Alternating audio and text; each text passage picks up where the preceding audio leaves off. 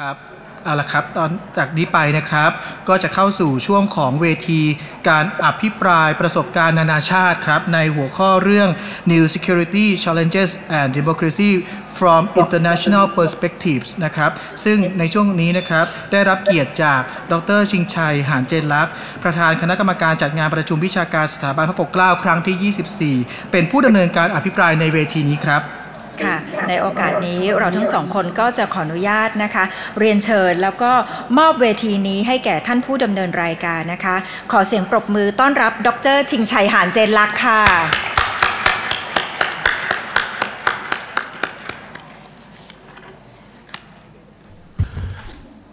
สวัสดีทุกท่านนะครับก็เป็นเหล้าใหม่ในขวดเก่านะฮะก็ยินดีมาเป็นโมเดเลเตอร์อีกครั้งหนึ่งก็เป็นครั้งที่ 24 แล้วนะครับก็คิดว่าหวังว่าปีหน้าคงหาคนมาแทนได้แล้วนะครับก็อยากจะวันนี้ก็มีเรื่องที่จะมาพูดนี่ก็ต้องแบ่งเป็นสองข้างนะฮะคือจะมีที่มาอยู่กับเราในที่เนี้ยนะครับ2 คนนะฮะแล้วก็จะต้องเข้าทางซูมอีก2 ท่านนะครับก็ได้รับคำแนะนำจากทางทีมผู้จัดงานเนี่ยว่าอยากจะให้นำเชิญแพนเนลิสต์ซึ่งอยู่ที่นี่พูดก่อนนะครับก็no, it's a great pleasure that I'm going to invite speakers present in this room. And the first speaker, I would like to ask Dr. Jung Kim to join us on the podium. Please, Dr. Jung Kim.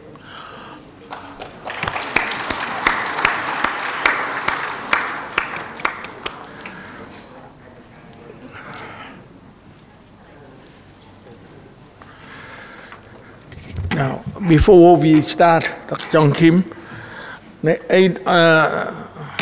name of the KPI, I would like to convey our deep condolence to what happened in Seoul last week during the Halloween. And, well, I hope the government will recover and the community will recover from the loss of so many lives. Dr. Jung Kim, he's got actually a PhD from Yale University, and well, as usual, he had a list of accomplishments, like the keynote speaker, which I don't need to go all, his qualifications. So, to make it short, he earned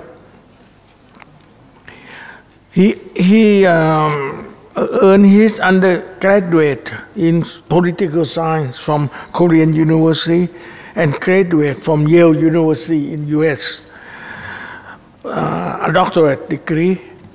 And currently, he is a visiting professor at Graduate School of International Studies and at Underwood International College of Yonsei University.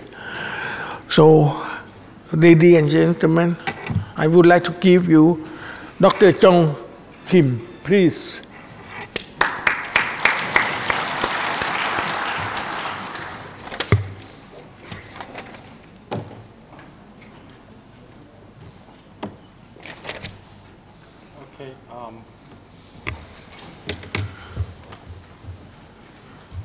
Okay, first of all, thank you very much for inviting me this extraordinary conference Honestly, this is one of the biggest conference that I have ever joined around the world here. So I truly feel the sincerity of the people in Thailand to commit some kind of the democratic the capacity as well as how to deal with the new security challenges that the KPI Congress this time set the agenda here. So I don't know how much time is allocated to me, but so we have about 20 minutes. 20 minutes. And then we reserve 10 minutes for question and answer, but we have Sure. question and answer session at the end after all 4 speakers Sure. finish their presentation. Okay, thank you. So now I realize that I have about 20 minutes here. So let me just give some the Beijing messages that I want to deliver today in terms of the new security and challenges and democracy. And I was asked to give some ideas about how the case of South Korea can contribute to improve the democratic capacity in dealing with the new security challenges here. And I think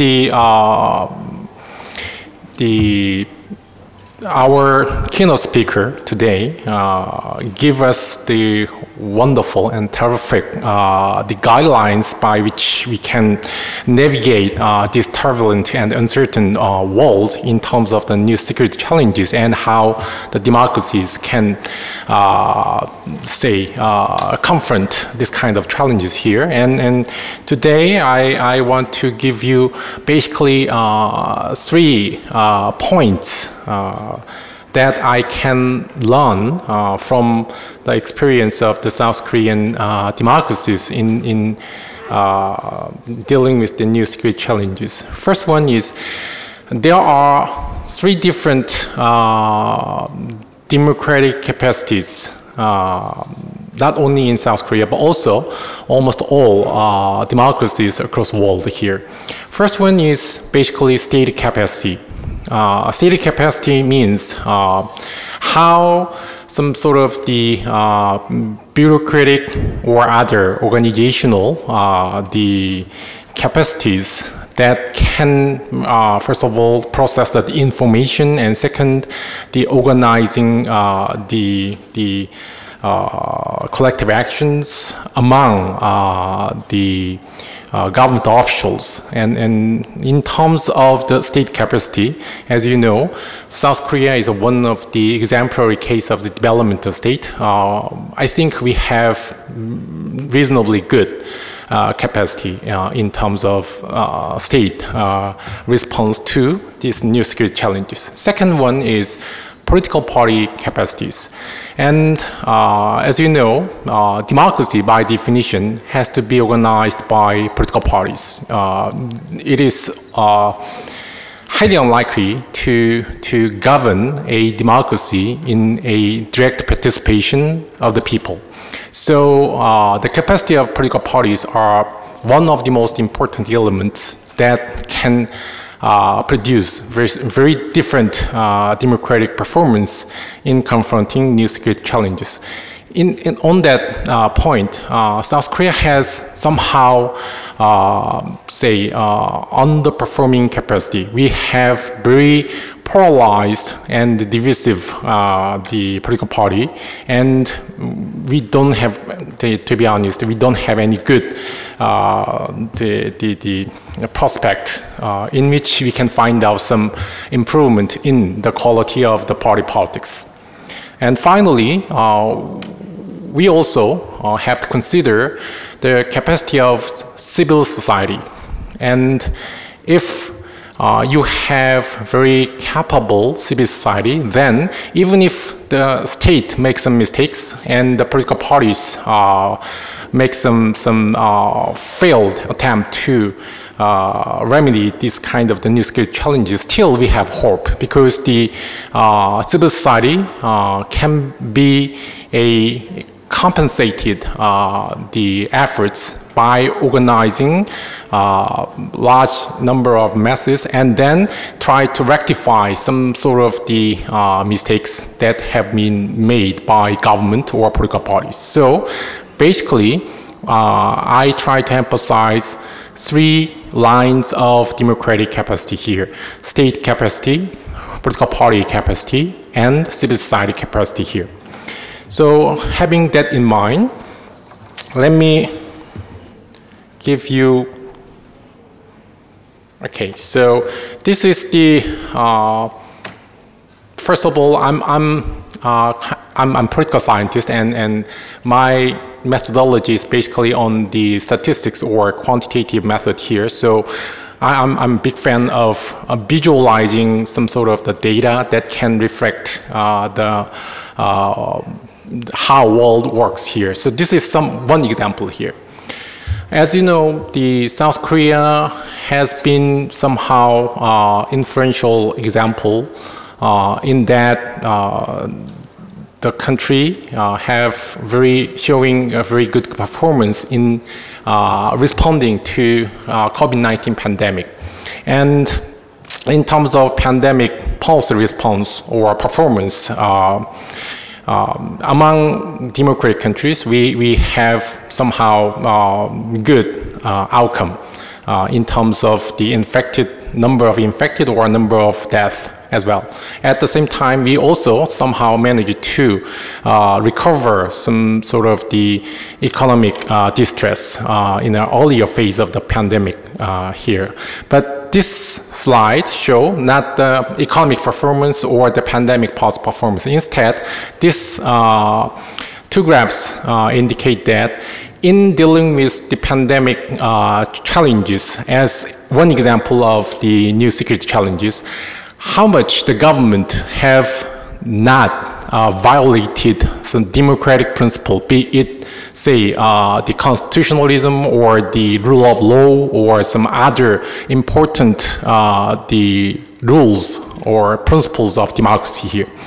And all the graphs I will provide here is the y-axis indicate the quality of the liberal democracy. Here, liberal democracy can be defined by the constitutionalism or the strong constitutionalism with the robust electoral competition. So if you have the higher level of liberal democracy, means that you have the high quality democracy. And x-axis are basically our focal point.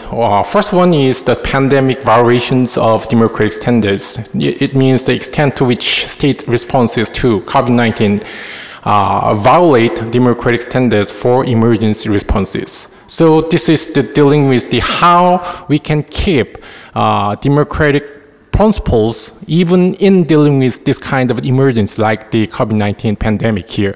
As you can see, many of the Western European countries, including here the Denmark or the Germany or the other countries, show almost no violation of the democratic standard. And on that point, South Korea are there. The place of the South Korea is the upper left side here, which means we have relatively good the outcome in terms of economic management as well as pandemic policy response, but without any sacrifice of the democratic principle.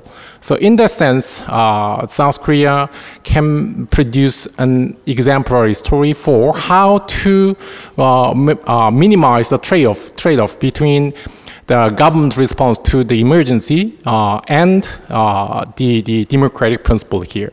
The right side, the graph show more long-term consequence of the pandemic policy response here. It's dealing with the degree of pandemic backsliding, which means the extent to which such responses pose a risk to the overall quality of democracy within the country. Basically, the outcome is the same. If you have the short-term good management in terms of trade-off between democratic principle and the emergency, then we don't have to have much concern about the long-term democratic backsliding in that country. And in South Korea, in that sense, one of the successful democracies.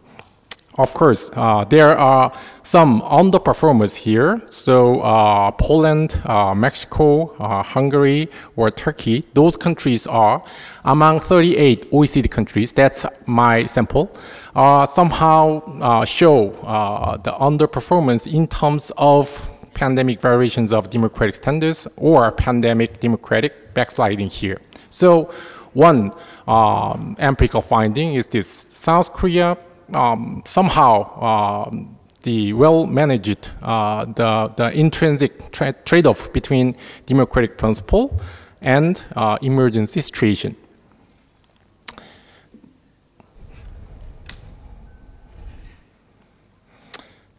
But this somehow good performance are somehow puzzling for the political scientists, because another aspect of the new security challenge, we call that polarization challenges.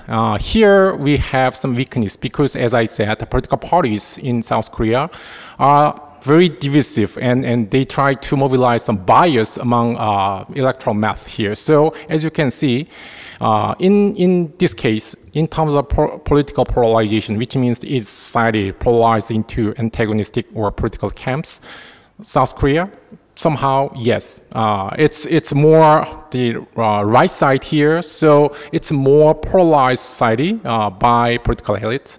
And in terms of polarization of society, so which means how do you characterize the differences of opinions on major political issues in this society? Also, we have very polarized political society here. So usually, polarized political society are somehow bad place in which you can see some good pandemic policy response, and usually that kind of society tend to sacrifice democratic principle in order to deal with the emergency like the COVID-19 pandemic here. So we have good outcome in terms of democratic performance, but that is not from the party politics capacity. As you can see here, the polarization challenges, South Korea is one of the underperformers here. So how we can solve this kind of the puzzle between good performance in the maintaining the democratic principle in the pandemic situation, but very under the very polarized society? That's because we have some robust and healthy civil society, and this can be seen with the another very important example of the new security challenge, which I call disinformation challenges.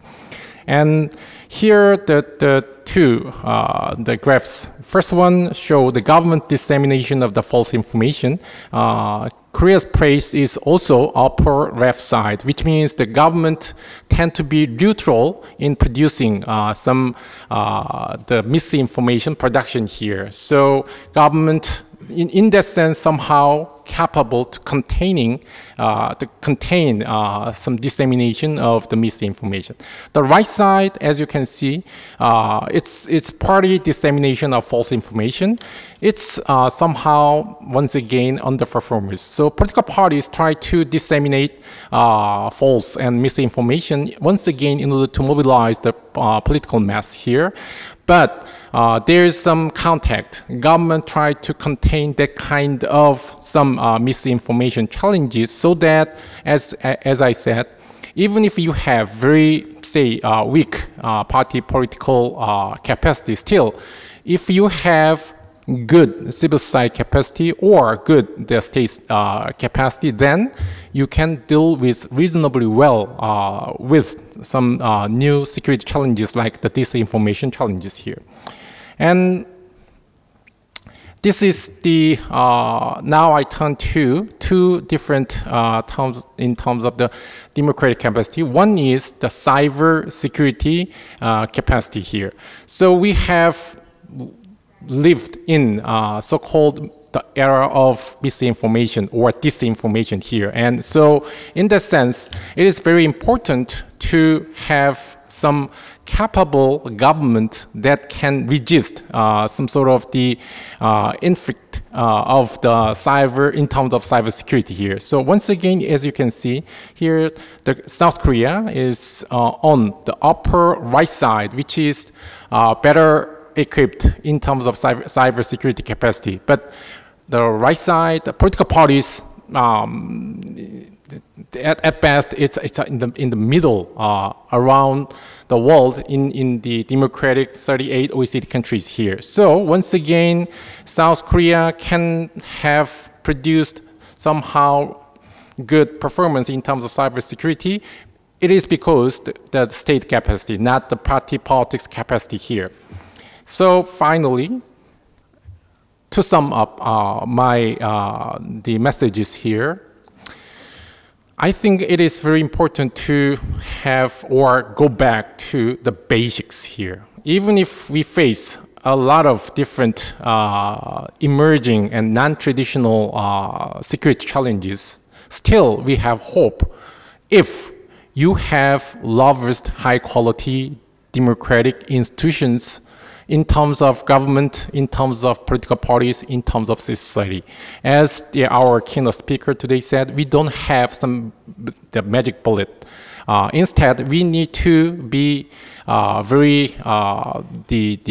committed to nurturing some basic capacities of democracy, be it government, be it civil society, or be it political parties. In that sense, as you can see, most of the best performers in dealing with the new security challenges, they are or they have very effective government. So government capacity, if it is used in some reasonable way, then it is a very good the tools for the people to deal with the new security challenges like the pandemic or the misinformation or the polarization here. So the government or state capacity must be nurtured. But at the same time, we need to have some constraints on the government capacity, because if we just let the government do something, whatever it is, in favor of its own interest, then we might lose or we might face some abuse of the government here. So how we can constrain the government abuse of power? Two solutions. One is you need to have strong political parties. South Korea, we don't. Instead, we have robust and healthy civil society. So civil society tend to constrain some possibility of the overuse of government power. So there has to be some very delicate and subtle balances between the effective government and robust civil society. So one concluding finding based on the case of South Korea and South Korean democracy is this. If you don't have capable political parties, then try to combine your strengths, effective government and robust civil society. Then you can have somehow reasonable, some institutional values that can contain some proliferation of or intensifying dangers of new security challenges like the pandemic or the polarization or the misinformation. So South Koreans, the case of South Korea has very clear messages. So we need to specialize something that you are doing well. If you have robust civil society, then focus on it. If you have the effective government, and then focus on it. And if you have the good political parties, then why don't you use them? It's always better to have three of them. But if we are not that luxurious, then just focus on civil society or the state or the political parties. That's my message. Back to the basics and try to nurture democratic capacity in order to deal with, well, the new security challenges here. I will stop here. Thank you.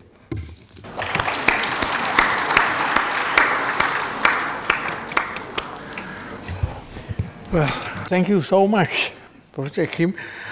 I think he touched on quite an important issues on the different type of capacity to enhance the democratization process. I think he talked about the cyber security capacity, government and party, political party capacity, and also the important here is the civic capacity, which I think is probably, in my view, the most important capacity among the three. And then he point out, the challenge created by this pandemic that, lead the government to violate in a way the democratic principles and use the kind of strong measures to try to control the spread of the pandemic. So it's very important then in this case that the government, to avoid the polarization in the society, the government have to be effective government, and importantly to also maintain the neutral role and to not to aggravate the polarization. So I think this I think is a very good summary of his work, and we will keep the question and answer toward the end of these sessions. Now it's my pleasure to invite another dear friend of mine, the UNDP representative for Thailand, Mr. Renaud Meyer, s'il vous plaît.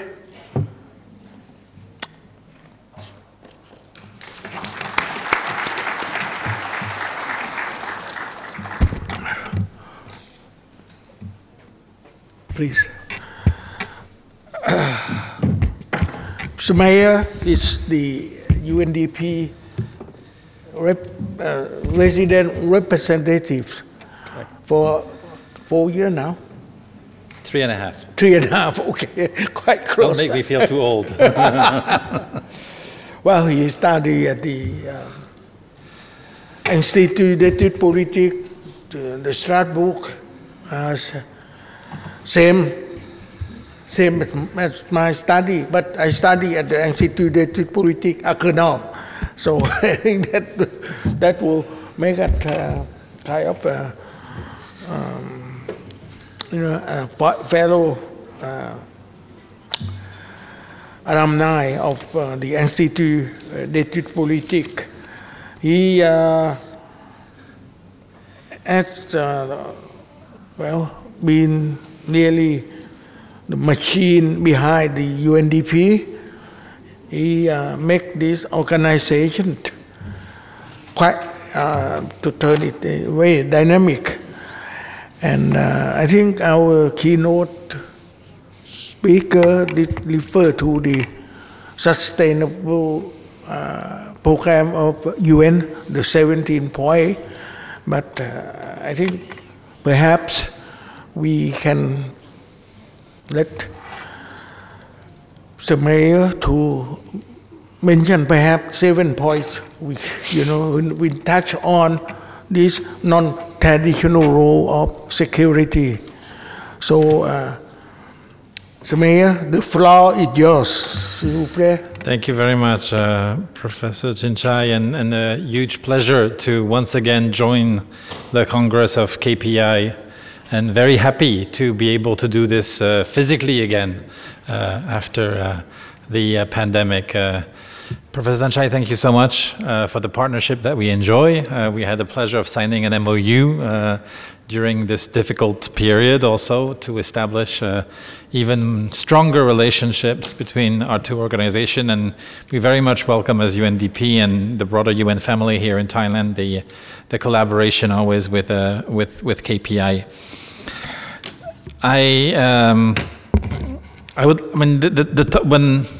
When I received the invitation to come and speak to this topic, I got immediately excited, right? Because I think it's the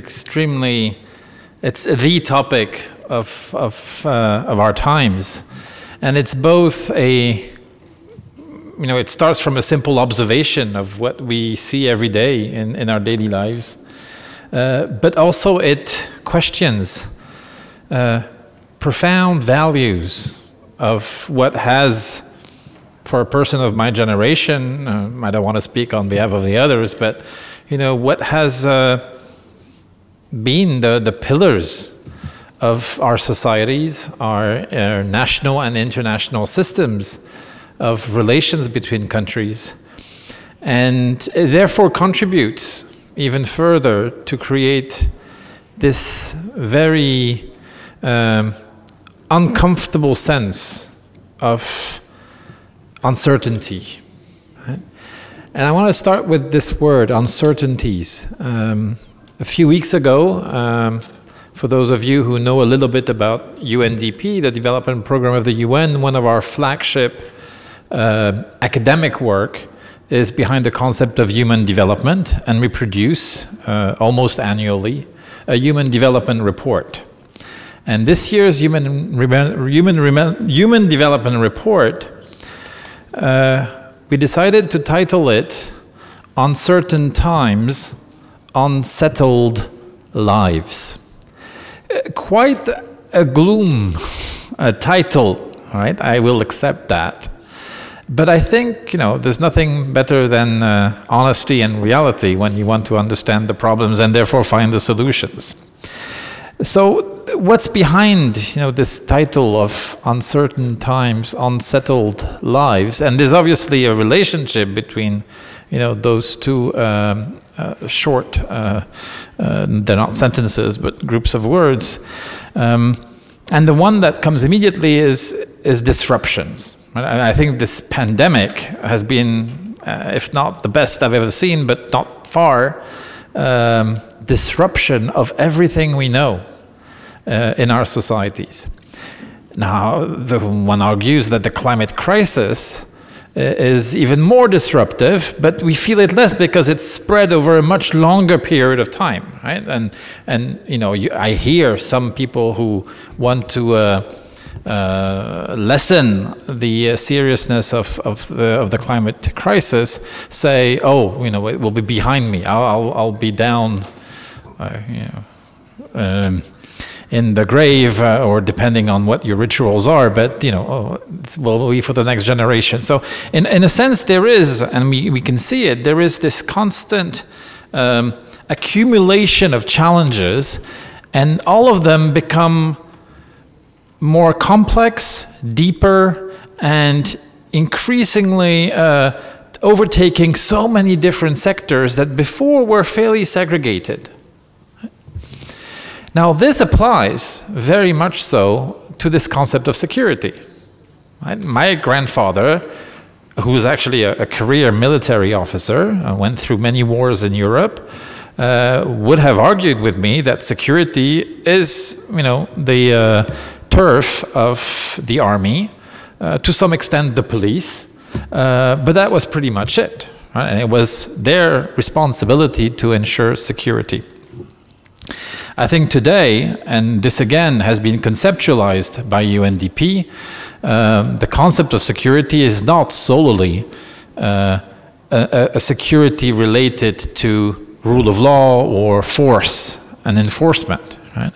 It's very much security that encompasses a lot of other aspects of our life, and again in UNDP we've been strongly promoting this concept of human security. A security that is not focusing on a territory, but on the people that live in this territory.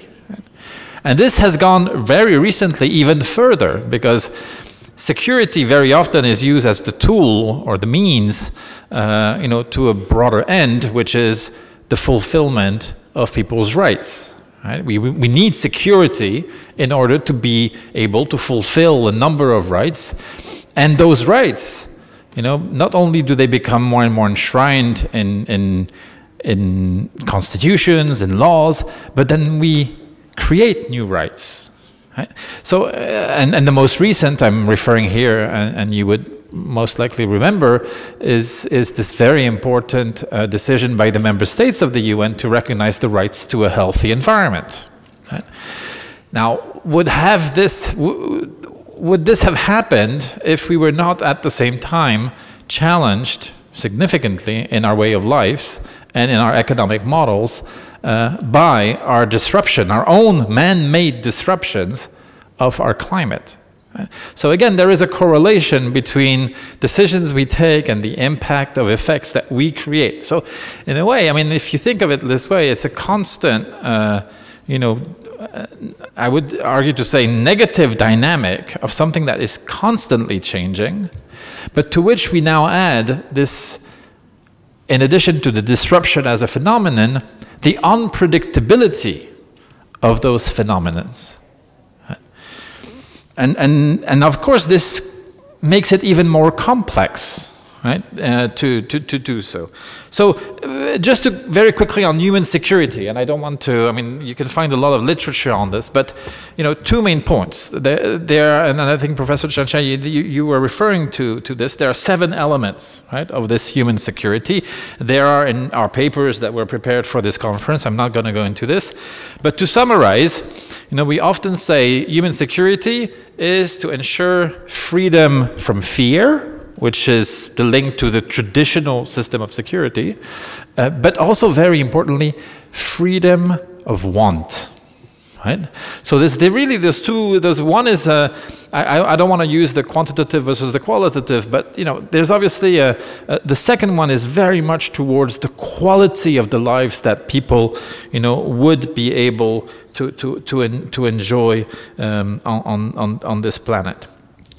Now, a few more points I'd like to make before I go into examples of what we mean and take you to Thailand, because I think it's important to also, and this is what UNDP does, we take a concept and then we apply it in our programmatic interventions. How do we link this to democracy, and why is it so important? Right? Well, it is fundamentally important to us because, to the best of our knowledge, and until somebody proves me wrong, democracy remains the best system of politics and governance that we have that ensures the fulfillment of people's rights. And you can enumerate those rights in a very, very long iteracy, but that's fundamentally why so many people around this planet are attached to democracy. But what do we observe? Again, we observe a reduction.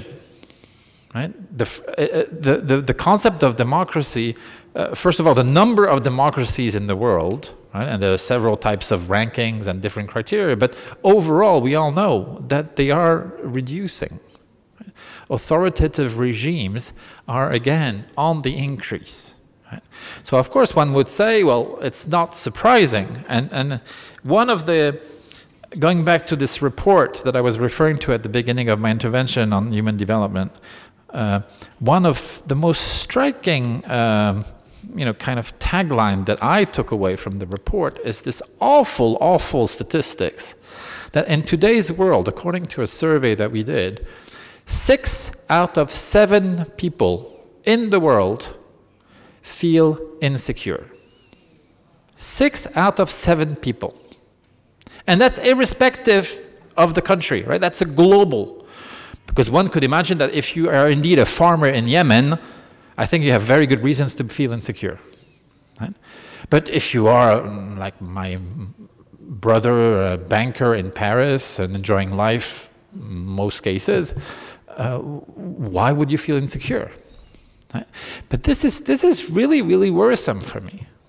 6 out of 7. So, if you link this then to the fact that you have an erosion of democracy around the world, well, some cynic would say, well, it's very logical. If 6 out of 7 people feel insecure, right, they will call for a more disciplined, a more rigorous, a more structured way of government that, and they will feel that protects their rights. Whereas we argue that no, right, the end doesn't justify the means. And therefore, it is not because you are scared that you have to call for a coup, a stronger political regime that will, on the argument that it will provide you security, take away other rights. And unfortunately, we see this in many cases. And the professor before me was going back to COVID. The number of countries that have installed and justified emergency measures and taking away, whether it's on information, on freedom of speech, of freedom of gatherings, right? Some fundamental rights out of people using the argument of the response to COVID and the need to be efficient. I mean, you have a very, very long list of countries, and including the one we are here, but also countries that you would not have expected. Again, it goes back to the unpredictability. Right? So we really see a shift, not automatically in the right direction. Now, to be a bit more optimistic, we are in a country here in Thailand that has had for a very long time a ministry of social development and human security. Right? So clearly here we have institutionalized in the state structure of Thailand an organization that is, and I've interacted sufficiently with them to know, understand the concept and are really motivated by this concept of human security. So that's really, really good. Another very good news, and now I'm shifting to the 2 examples that I would like to highlight before I leave you with 4 kind of key messages. 2 examples out of the UNDP's practice here in Thailand. One refers to a usual suspect when it talks about security, and a suspect that you find in all countries, the National Security Council. Right? I don't know if anyone in this room works for the National Security Council, right? But we have had the pleasure of also partnering with NSC in Thailand, and to spend the last year organizing trainings on the concept of human security at the request of the National Security Council. Right? So that to me is a very, very encouraging move on the part of this institution, which very often is perceived as, a custodian of conservatism and discipline, and very often, even staffed with more military background people than civilian background people. Right? But nevertheless, we've done a lot of work, and not only here in Bangkok, but we've taken the workshops all around the country. And that's the way UNDP does it. We not only explain the concept, but we bring in the same room people from civil society, the groups that you were referring to, and those that we call the vulnerable population of Thailand. So you can, think of people with disability, you can think of ethnic minorities, people who are usually on the margins of our societies, and very often the first one, most vulnerable, whose rights, are eroded, either in reality or sometimes even in perception. But bottom line, it's the same at the end of the day. And the fact that the NSC today, spends so much time investing resources of their staff on understanding better the concept of human security is, to me, a signal that it is not gloom and doom, despite what we observe. And the icing on the cake, if I can say that, the last conversations we've had with the management of NSC was to move the next step. And I'm sure something that we've talked in the previous sessions on the concept of climate security.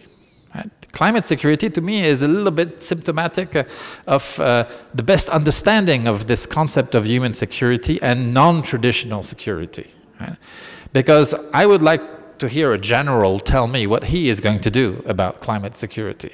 Right? So it has nothing to do with army or police. It really has to do with a profound interrogation to society about, are we threatening our own security because of our economic activities and misbehavior when it comes to the balancing between our activities as humans and the ecosystems in which we function.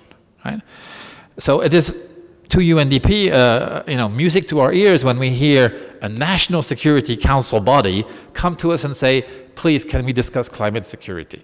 Right? So kudos to this. The second example I wanted to mention, and I have no idea of the time, so you have to tell me if I have to hurry up.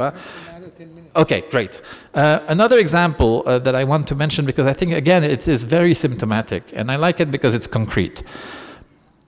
Everybody knows that the southern border provinces of Thailand have been, for the last decades, the platform for a lot of challenges, tensions, incidents, even, incidents of violence leading to, deaths, way too many of them. UNDP, as a development partner of the country, has had a program in the southern border provinces of Thailand for very long. And what have we been doing? We have been, for, in my view, too long, going back with, the same old solutions, right? Of mediation, of trying to bring the different parties together, of unpacking together the different issues, training on negotiation, and doing it over and over again. What is the result today of this approach, right?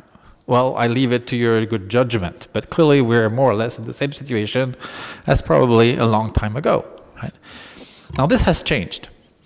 And on the basis of analysis and a lot of listening of the communities, we've decided to shift the narrative in the programmatic interventions of UNDP. And instead of focusing on this, what we call in our jargon, a conducive environment for conflict resolution, for peace building, right? What we've decided to do is to look immediately at the root cause, right? And discuss, especially with the younger generation, of all parts of those who are expressing dissatisfaction or mistrust. Right? And it boils down, not surprisingly, to socio-economic issues. Right? We don't have jobs.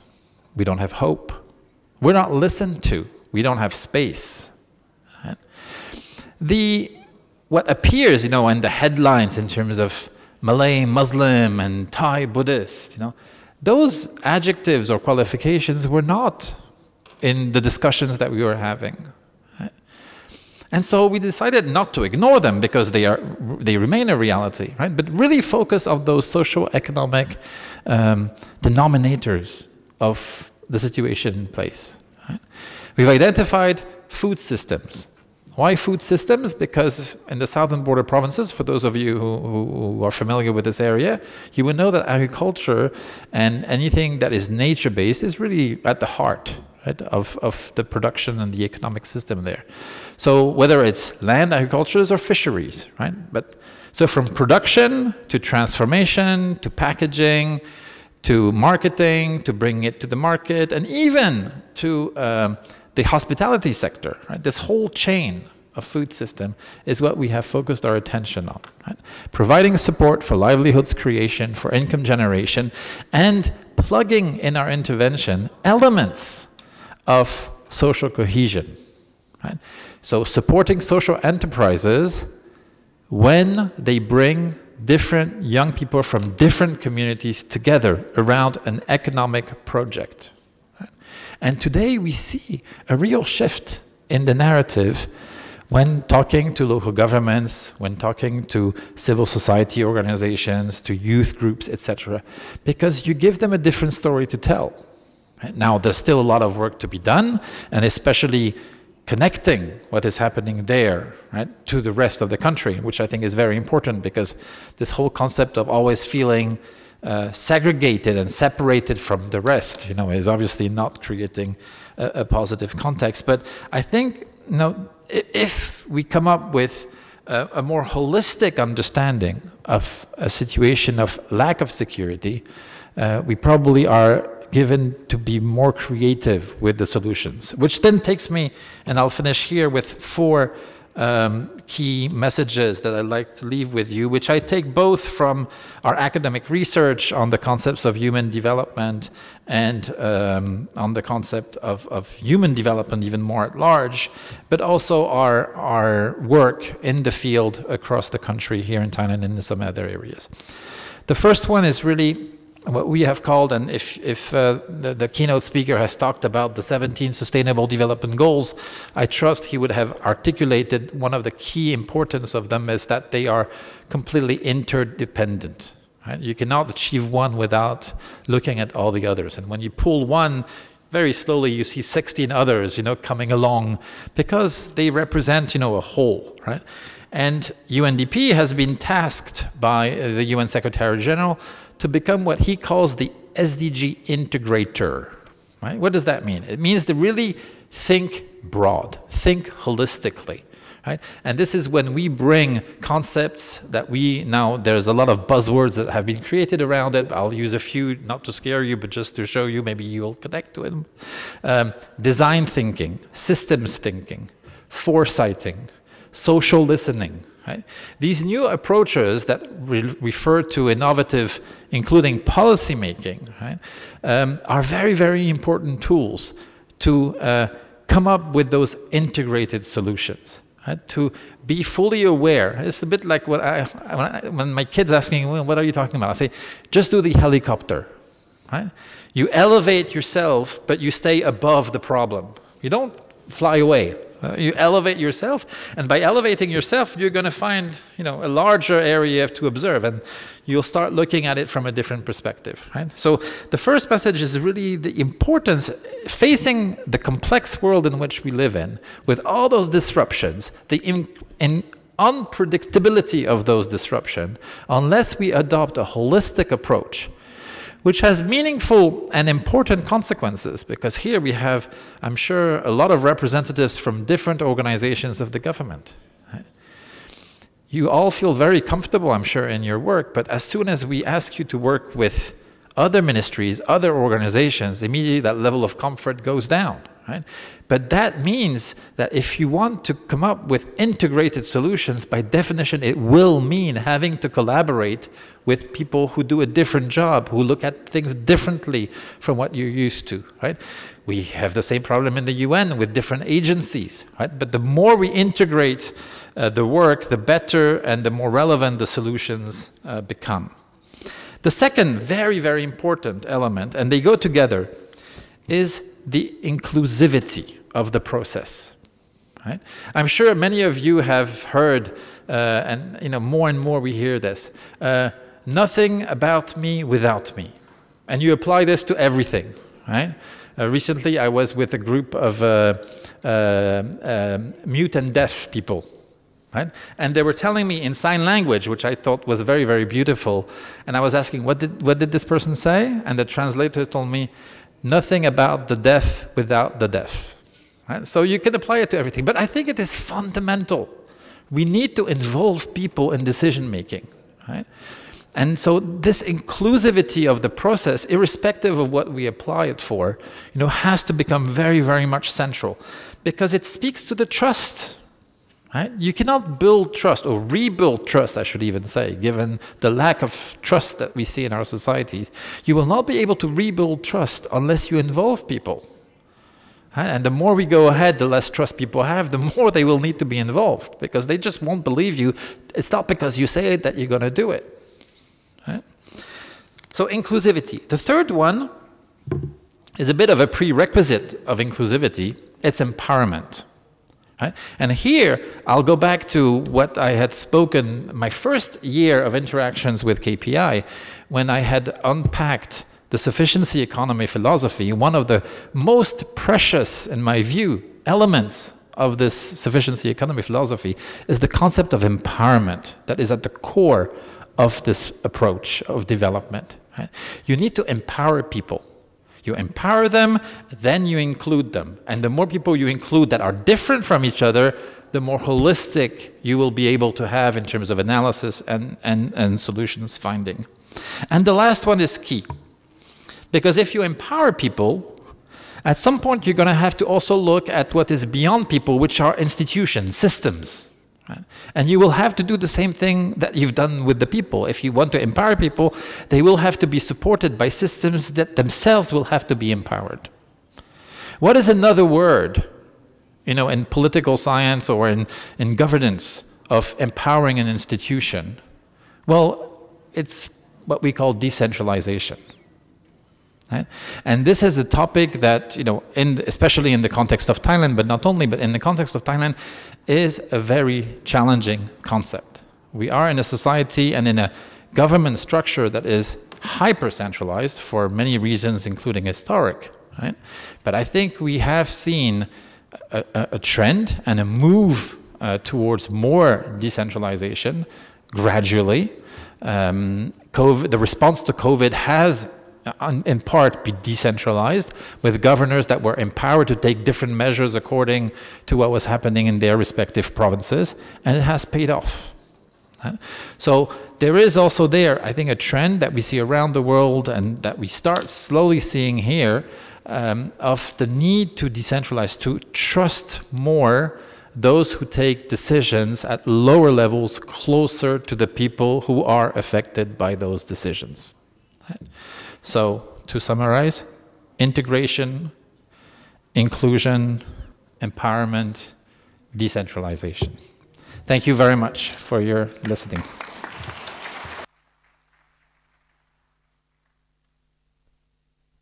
Well, thank you very much. And I think your presentation is very clear, very systematic. I hope you stay as a permanent representative of UNDP for years to come, so we can continue our partnership. No, I think you mentioned about human security. That is very important. I mean, and to summarize, I think that human security is really freedom from fear. And that, you start elaborating, many factors. But toward the end, you mentioned about 4 principles that, the interdependence, it's not the silo, it's more a metric. And that, I think, it would be quite fair to say that. Exclusivity, I think that it goes without saying that, it had to really, when you're talking about quality, then inclusivity is very important. Then empowerment certainly is there. And the last principle you mentioned about is decentralization. So with these 4 principles, I think it's quite important. No? I just would like to just mention, not this from my own personal view, is that you can have democracy or political violence, but you cannot have both. Please. Thank you very much. Merci bien. So we keep the question and answer toward the end. Dr. Mely on Zoom. Yes, please. Hello? Yes, I can. Oh, good. Welcome, Dr. Mely Caballero-Anthony, and you are another expert on the so-called non-traditional security. I think you're the professor of international relations and president chair for international relations and security studies. That's very important.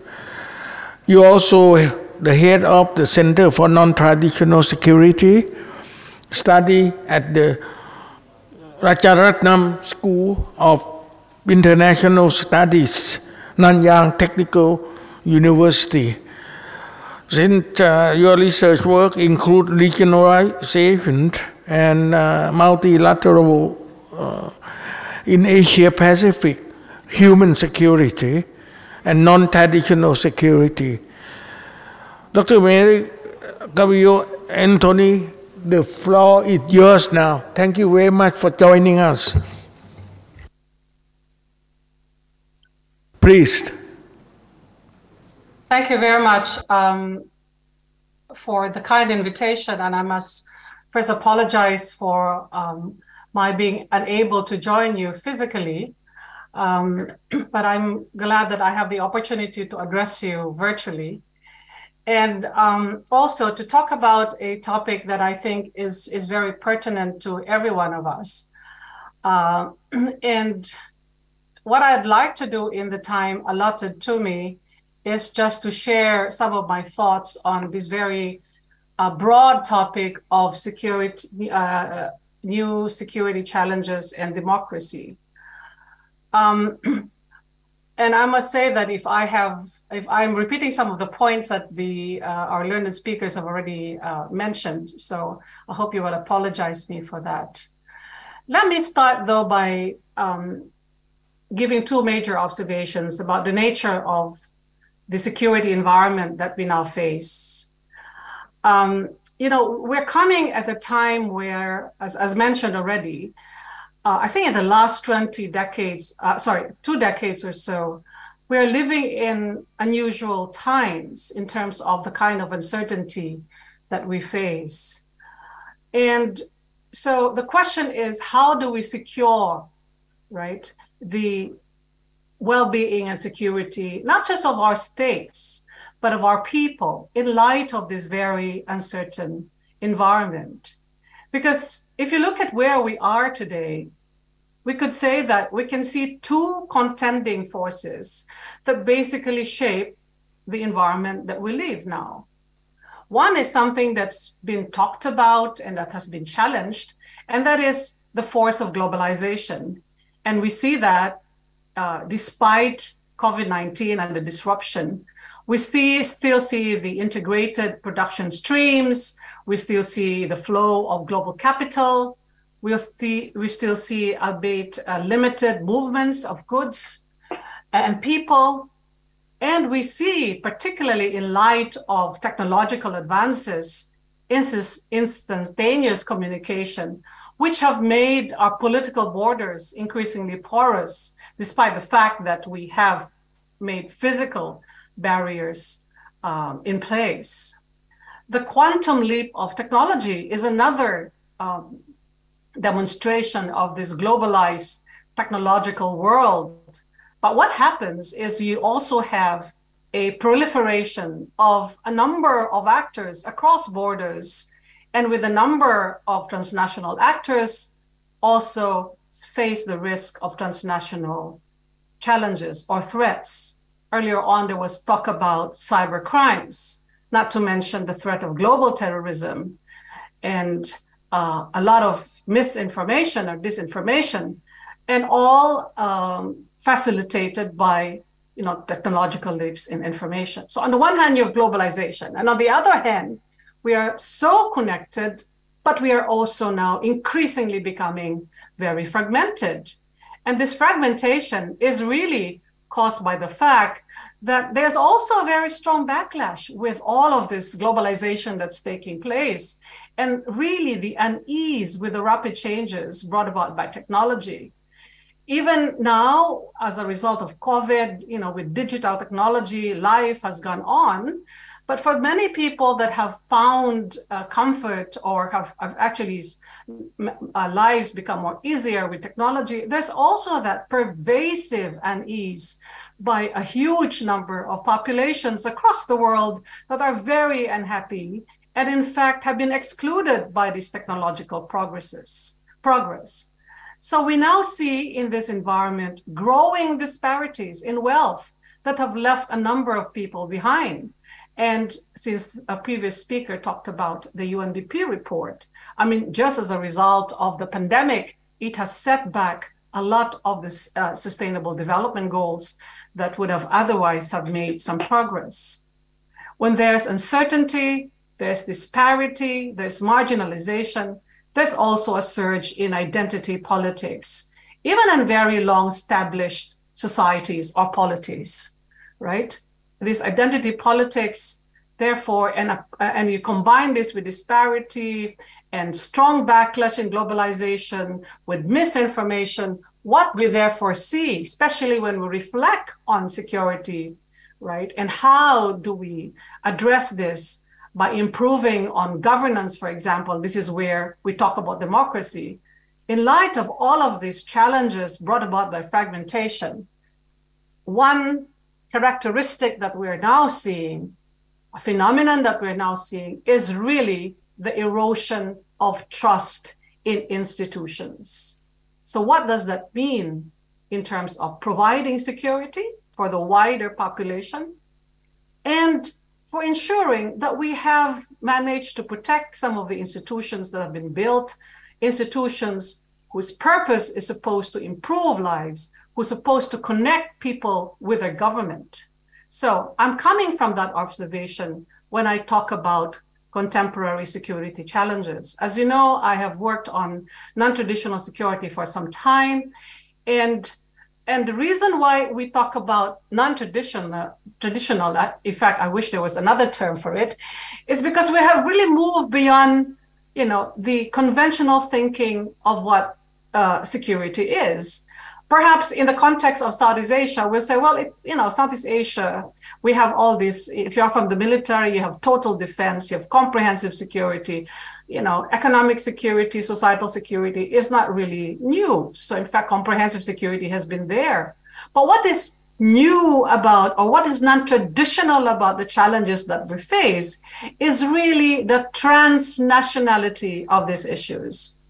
Right? Because if you look at the threats that we see, whether it is climate, the threat of climate change, the threats coming from pandemics and other infectious diseases, the impact of climate change on food security that's causing a lot of instability and that has been used basically has been weaponized within the context of Ukraine, the war in Ukraine. When you talk about, the impact of extreme weather events on massive displacement of people, forced displacement of people that are also then could be a driver for conflict when they go into territories which resources are already scarce, and when there is competition for these resources, and when there is unease with host communities that are playing,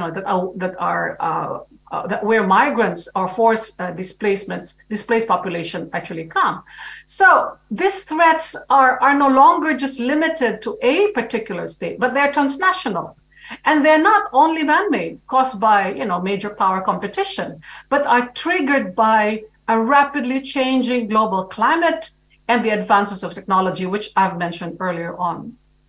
And how does it impact on our environment? Climate change, for example, has made us understood that whatever impact or damage that has been done is already very difficult to reverse or repair. When you talk about rivers that are drying up or ice caps that are melting, it's all difficult to reverse. And the impact is so severe and affects a large swathe of communities in many parts of the world. And if you're a traditional security thinker, if you're an old political scientist that differentiates between what is high politics and low politics, it's already very difficult to even sort of distinguish between what is high.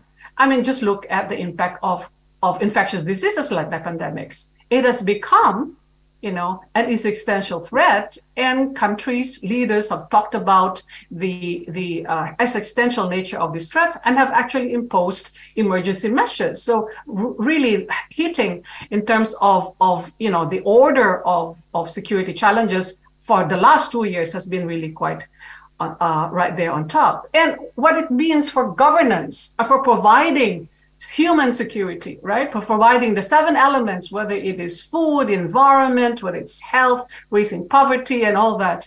For many developing states, particularly in our part of the world, I mean, Southeast Asia and the wider Asia, the capacity of states, of governments to deal with this transnational, non-traditional security challenges are increasingly being seriously challenged.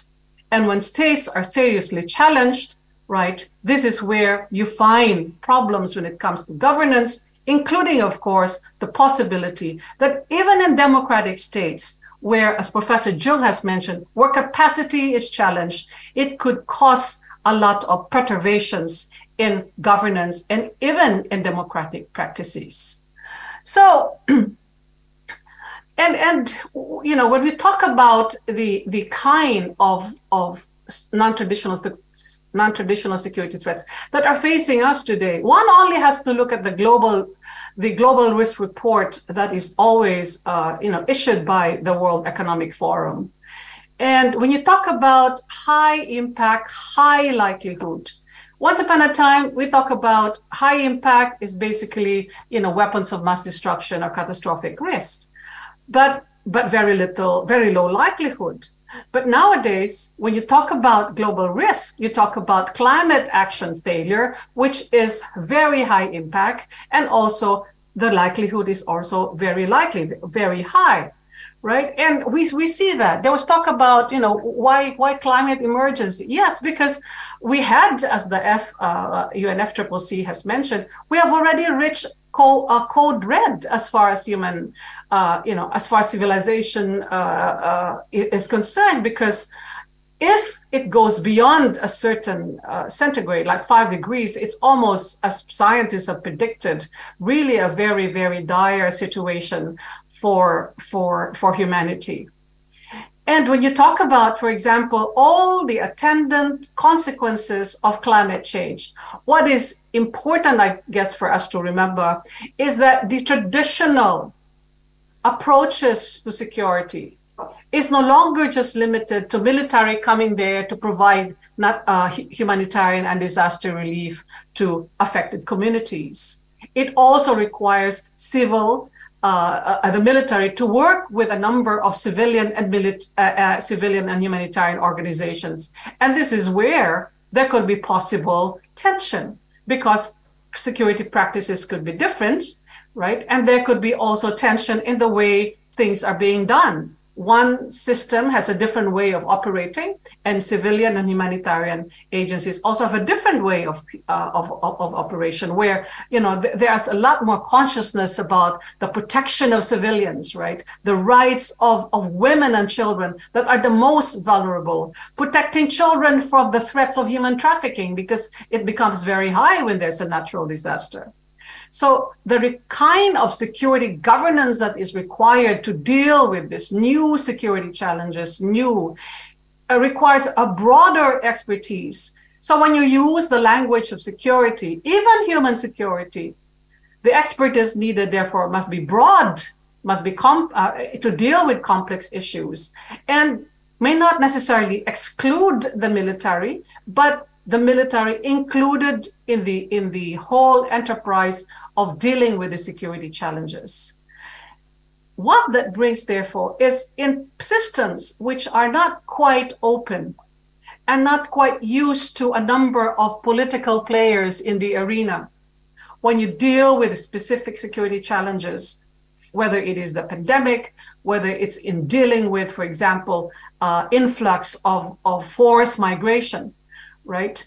There could be tensions, and there could be societies who are perhaps civil society groups that are pressing for more protection of civil rights, and there will be responses from state authorities that will say, and I think that has already been discussed before, that certain rights could be suppressed just to address many of these issues. And the tensions we see in the way the pandemic has actually been managed. You see the tension between very democratic states. You see that in the US, right? And in some parts of Europe where, public health measures that requires, for example, the wearing of masks, that requires social distancing, that requires, isolation. All of this raise a lot of ruckus, because in open societies, you can actually assert your right. But of course, when you are talking about mitigating or stemming the flow of infectious diseases, some undemocratic practices are actually must be imposed. So there's a lot of tension.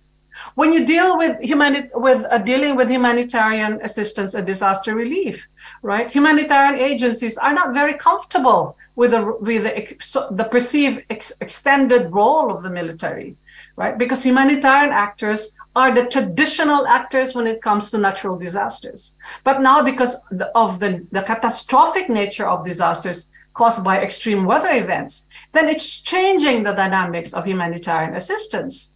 And once again, there is the tension, unintended tension between humanitarian actors and also the military.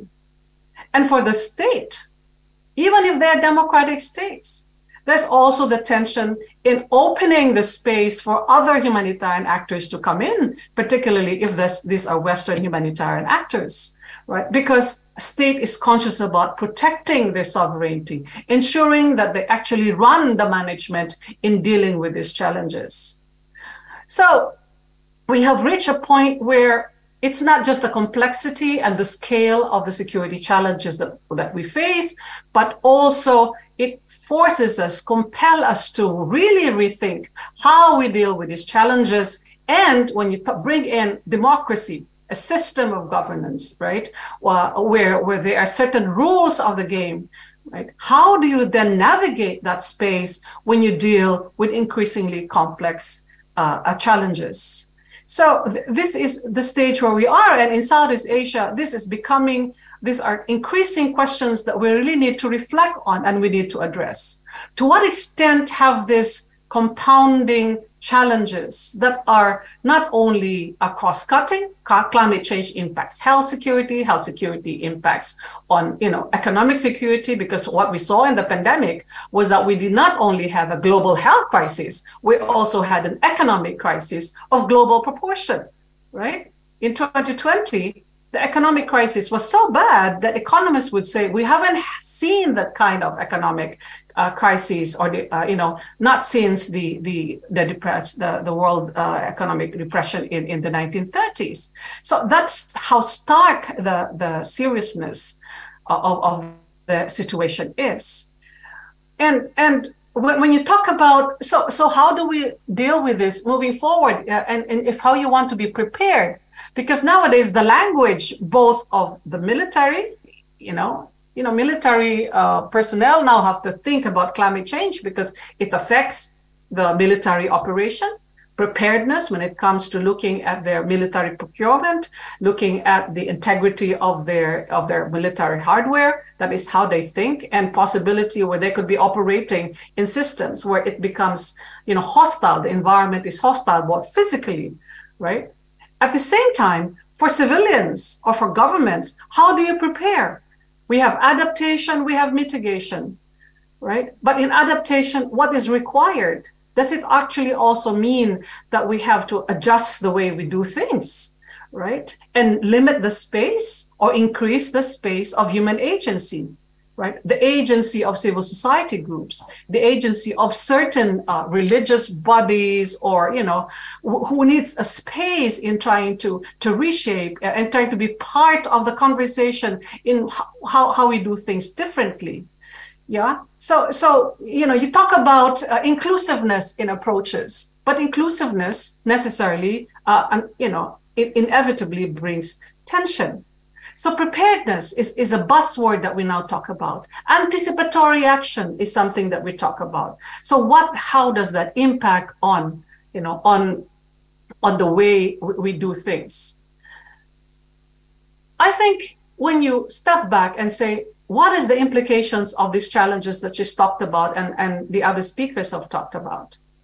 That the proliferation of these challenges, which are increasingly severely challenging the capacity of states, right, to control even their own security environment, underscores that these issues are transnational, they are interconnected, and would make a compelling case, therefore, for thinking that our security is already beyond borders, that we need to look at between states, at a system where we work. Multilateralism has to be encouraged, it has to be promoted, but when it comes to governance, you can only do so much as far as global governance is concerned. We saw that in the case of the WHO, right? At the height, at the start of the pandemic outbreak, they were saying the WHO failed, right? They failed to alert us. But the WHO has been saying, well, we have been there, but the problem is there was no global leadership because of the pandemic outbreak, right, happened at the time when there was heightened global major power competition between the US and China. One government was accusing the other of actually causing the COVID-19 pandemic, and were actually also demanding for reparation. So instead of working together in a multilateral way, right, there was in fact, a failure in global cooperation. We saw that in also the vaccine act, instead of actually helping countries get access to vaccines so that everyone else will have a chance, right, to protect themselves. Rich countries decided to secure, right, and basically dominate the procurement of these vaccines at the expense of poorer countries. Right. So when global governance institutions fail and there's distrust even because of misinformation, therefore multi-level approaches becomes very important at the national level, where there is the system. You talk about the capacity of the state to be able to speak and convince its population that you needed to take these measures, and at the local level, where it's not just the government agencies that are required, who needs to be able to cooperate and help government do their job. So it's not just multilateral, it's not just multi-level, but it's also, this is where the broadening of actors, from non-state actors, civil society groups, local communities, they play an important role in trying to navigate many of these tensions, even playing an adjudicating role in government policies vis-a-vis the interest of communities and groups, particularly the most vulnerable. And I guess this is the wisdom of the rationale in having this kind of conversation. It puts a spotlight really on the nature of political systems and governance. And you would hope, as we all know, we all study politics, that democracy is the best system. But democracy as a system is no guarantee when it comes to dealing with transnational issues, because with democracy comes contestation, and with contestation, there's no guarantee that there's going to be an accommodation of interest. We see that being played out even in the most developed polities. We see that the way this is played out in the case of the United States at the height of the pandemic. My time is up. In terms of other things that we talked about, the buzzword for dealing with many of these new security challenges is resilience. You hear that all the time, whether it's from the UN agencies, it is from the military sector, from the civilian sector. And what is resilience? We loosely understand it is the ability to bounce back better. But how do you do that? You need to have resources and, again, organizational capacity, going back to what Professor Jung has mentioned, capacity of the states. But beyond that, and this is where I think democratic values play a major role, is as we move forward, as we navigate many of these issues, we need to be mindful of the kind of rules and democratic norms that we have built, right? So that we're able to not only reduce risk, and what are some of the democratic rules that has been promoted, that have been advanced in a democratic system? Well, that's transparency, the rule of law, so that when you're transparent, when it comes to the reporting, for example, of outbreaks of infectious diseases, you would hope that the risk will be reduced because, health authorities and the governments, therefore, would actually be very mindful and will be on the alert. There's vigilance. You would hope that when there's transparency, when it comes to, what are your global obligations as far as the reduction of global emissions are concerned, then everybody is appreciative and will not be suspicious that you're actually fudging the numbers, right? The protection of the most vulnerable, the protection of the rights, particularly women and children, helps to manage or to prevent other unintended consequences or more compounding problems of issues like climate change as a result of extreme weather events. Because you know that women and children are particularly vulnerable, so certain rules, certain protection, the protection of civilians must be paramount when you deal with catastrophic risk. And what else? You need to be able to manage crises. And how do you manage crises is to have, a credible risk assessment, right? So you're able to be honest enough to say that in areas where there are conflict settings, right, the government should not be hiding that this area, that there are problems in this area, so that when it comes to actually helping governments deal with the impact of many of these challenges, help can actually come and the right intervention can actually be proposed. So, and last but not least is when you talk about protecting rules and democratic rules and norms, and that a paramount, a critical element to that is that you allow for various voices to come to the fore. Right? You allow civilians or other groups, other communities to participate in the political discourse, and you allow the engagement of other stakeholders without having to worry that your regime is going to be threatened when more communities or more groups actually participate. Security is no longer the domain of the state. Why? Because, as I said earlier on, what is new about the new security challenges that we now face is the fact that they are not only transnational, they are cross-cutting, and it cannot only be a single solution, but requires the involvement, the participation, and the expertise of a number of communities. How we deal with climate change is not just now the domain of the scientists. The scientist needs to have to put a persuasive case to governments that this has, we have now reached the code red, where what we need to do is no longer just business as usual, but requires a more transformative approach to security. I think I'll stop there and thank you very much. Well,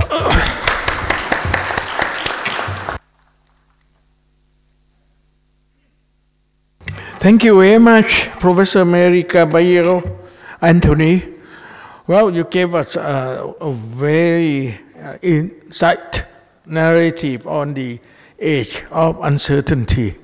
I think this is quite important, and you see the predecessor also mentioned about UNDP work on uncertain time, uncertain life. So I think you just emphasize on the theme of the human security, and you touch on the new paradigm of the people connection with the government, the capacity of the government to deal with transnational issues of non-traditional securities, which and in your view, that's still much to be desired. This capacity, as justified by the failure in global cooperations. So I think another issue you mentioned is the capacity of the government to deal with crisis, emerging crisis. So I think the audience here will benefit from your presentation, and may I just ask you to remain for the question and answer. Thank you very much, Professor Mely.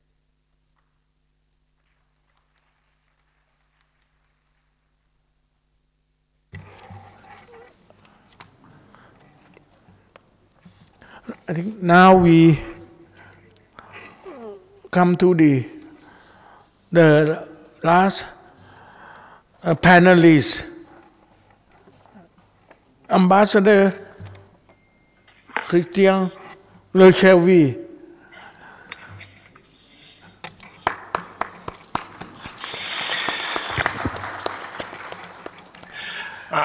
Good afternoon from Yangon. I hope you hear me quite well in Bangkok. I would like warmly thank the KPA for your very kind invitations. And as a practitioner of international relations, I'm very honored to speak in front of you this afternoon of the so many distinguished academics and audience familiar with regional and security issues. Ladies and gentlemen, while in the most countries of the world, we are wondering about the effect of new security challenge on our democracy.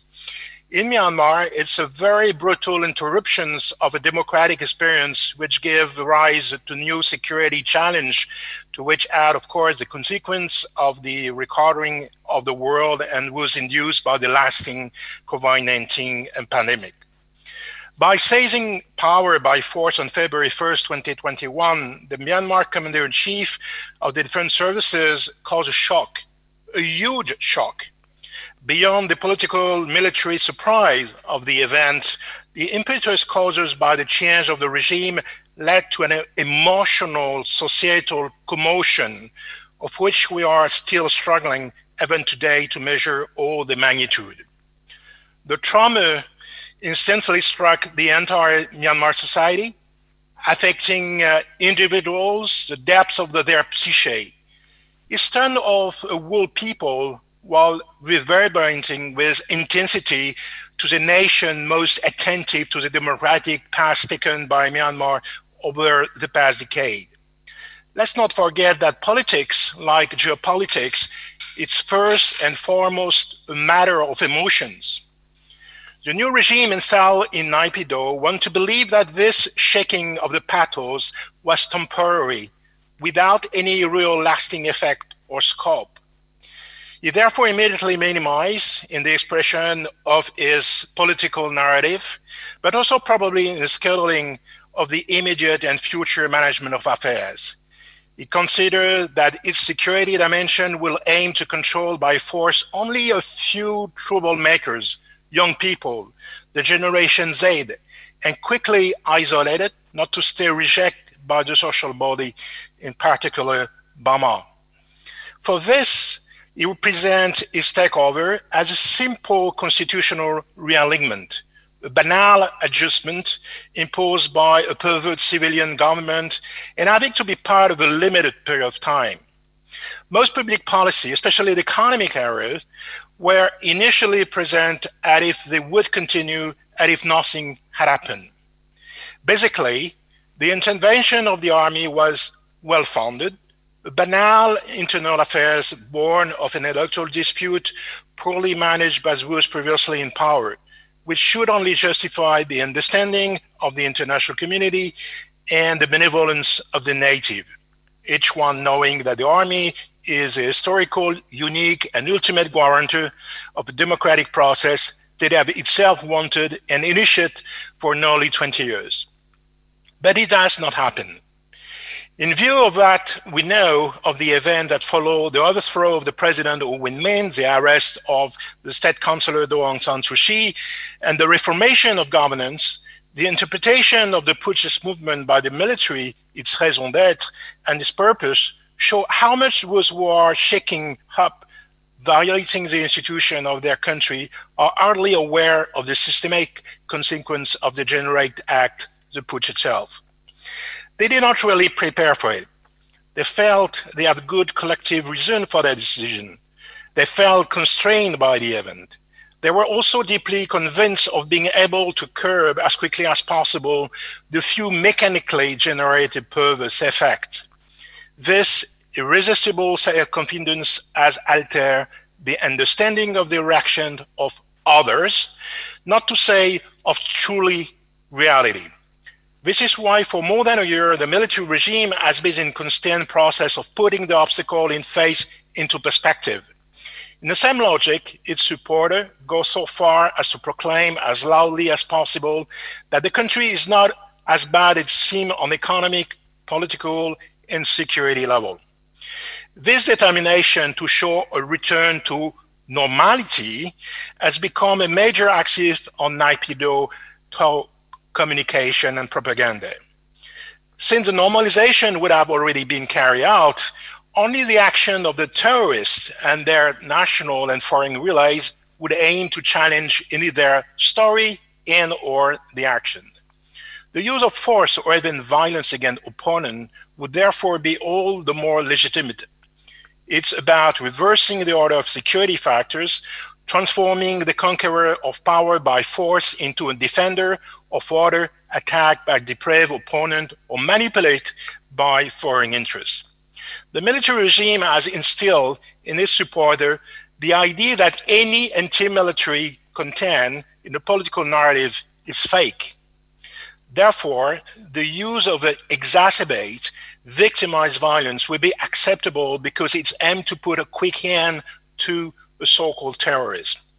On the other side of the political spectrum, slippage would be ceteris paribus, just as acceptable since the military dictatorship will soon be eradicated.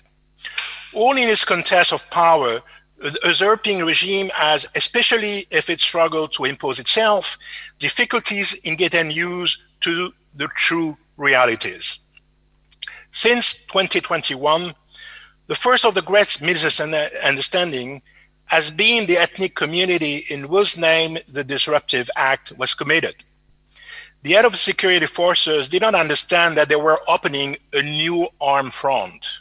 Not only were they not aware that the Burma opponent was ready this time to take up arms struggle on a massive scale, but also to lead the struggle from the earth of their country, Magwe, Sagaing, Mandalay, as a few examples. This is where the security forces of Naypyidaw traditionally recruit their men. They did not understand the mutual contest of the new insurgents, PDF, and the historical armed ethnic group, CNF, KA, KA, KNLA, and even AA, in operating together.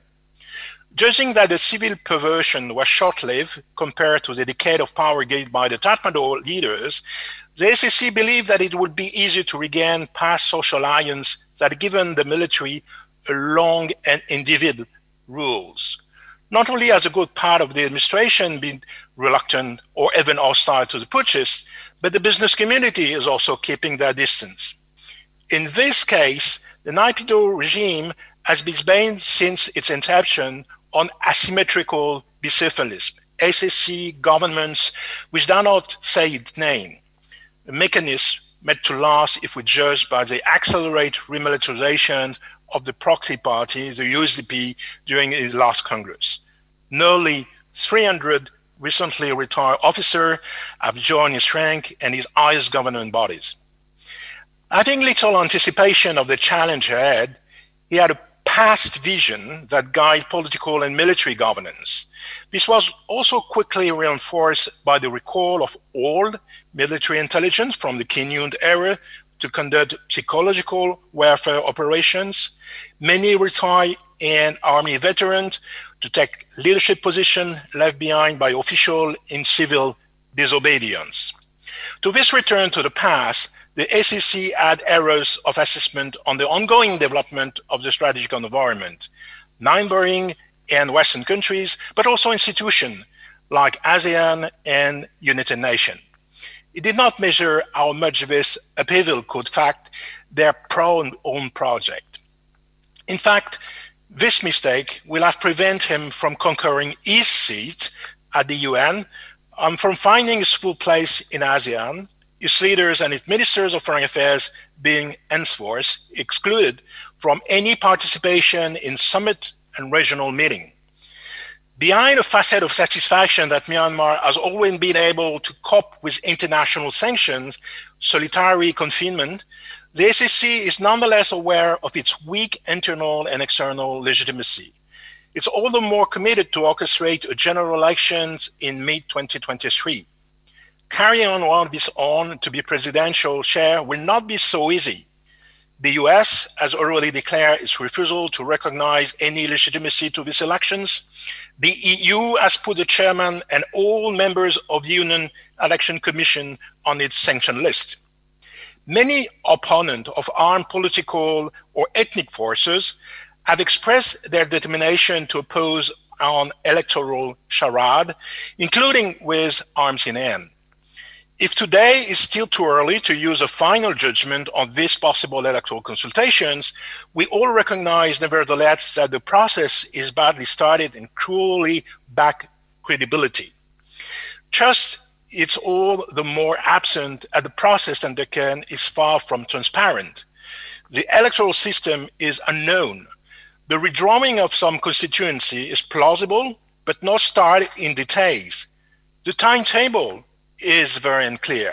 Even the nature of the consultation is uncertain. Will it be an election of the two National Assembly, ethnic ministers, provincial assembly, local syndical, etc.? We, foreign observers, but also what is more serious, the Myanmar voters don't know anything about it. Not only is the SSC electoral project not perceived as a way out of the crisis, it appears as a simple artifice to keep a group of generals in power. The endorsement process, its induced can even be considered orthogonal to the term proclaimed in the temporary assumption of power state 642 days ago. The general election of November 8, 2020 have been truncate according to the State Administration Council, but the SSC also said it's only wanted to manage the health crisis of the moment, to complete the peace process undertaken with the armed groups associated with the national ceasefire, and at the end of the state of emergency, handing over power to the political party that will win the forthcoming multi-party democratic elections. While there is no specific timetable, it was basically state of the 5-point fix, the 5-point roadmap to get Myanmar back on the road to democracy, peace, and prosperity. The title of the political project aimed to minimize the democratic rupture. In this implicit echo General Kim Yoon's 7-step roadmap to democracy in 2003, the starting point that led to a new constitution in 2008, and then to election in 2010, 2012, 2015, and 2020. But behind the language of political democratic constituency, there is a hidden revisionist project. It's not only bring to an end of democratically elected government, the first election held by the civil government in more than 60 years, it's also challenged the architecture of most of the reform initiated over the past 15 years, not only by Aung San Suu Kyi's civilian government, but also by the General Thein Sein civil and military government from 2010 to 2016. It's an outward face of the military project itself, at least as it was actually conducted with the support of General Tan Shui and then General Thein Sein. The head of the SSC did not hesitate to publicly criticize the two previous governments of the country, and not only was led by Aung San Suu Kyi. Even if it can be expressed more mesa voce, the questioning of the action of General Thein Sein are not so rare. Therefore, the sudden change in the leadership of the executive was immediately perceived as a major political shift by the Myanmar themselves and the international community. Paradoxically, it's a long-standing military project in its essence that is being deeply called into question. At least one project with secessionist potential is asserting itself from Arakan state based on the confederal project of the Arakan army. One sector of the SEC territory has been abandoned by the administrative apparatus of Naypyidaw, particularly in the centers and northwest of the country, for lack of being able to control the disrupt township militarily.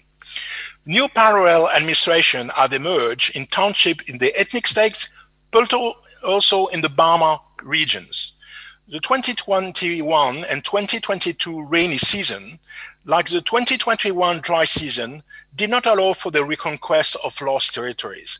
More than ever, the Tatmadaw is not the guarantor of the unity of the nation. The state is weakening, but not only where fighting is taking place, the quick development of urban criminality, including here in Yangon, is the last example of this dynamic. It's a warning on a national level. The civil disobedience movement has proven to be durable over time and particularly marked in sectors such as education and health.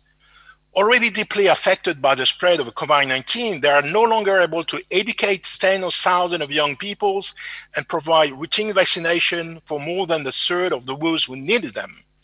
They are not helping the 1 million people displaced since February 1st. They will not be able to cope with the more than 15.7 million of Myanmar who in 2023 will need humanitarian assistance. Faced with a society confronted with new needs geographically and in terms of volume, it still requires a government will.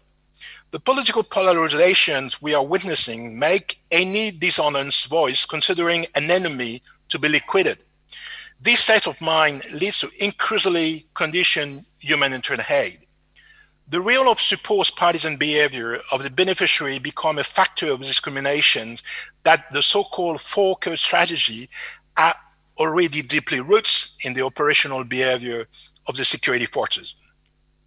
With the 2021 coup d'etat, we are witnessing the erosion of public confidence in the state Naypyidaw, the army Naypyidaw, but also the representative body of the Buddhists.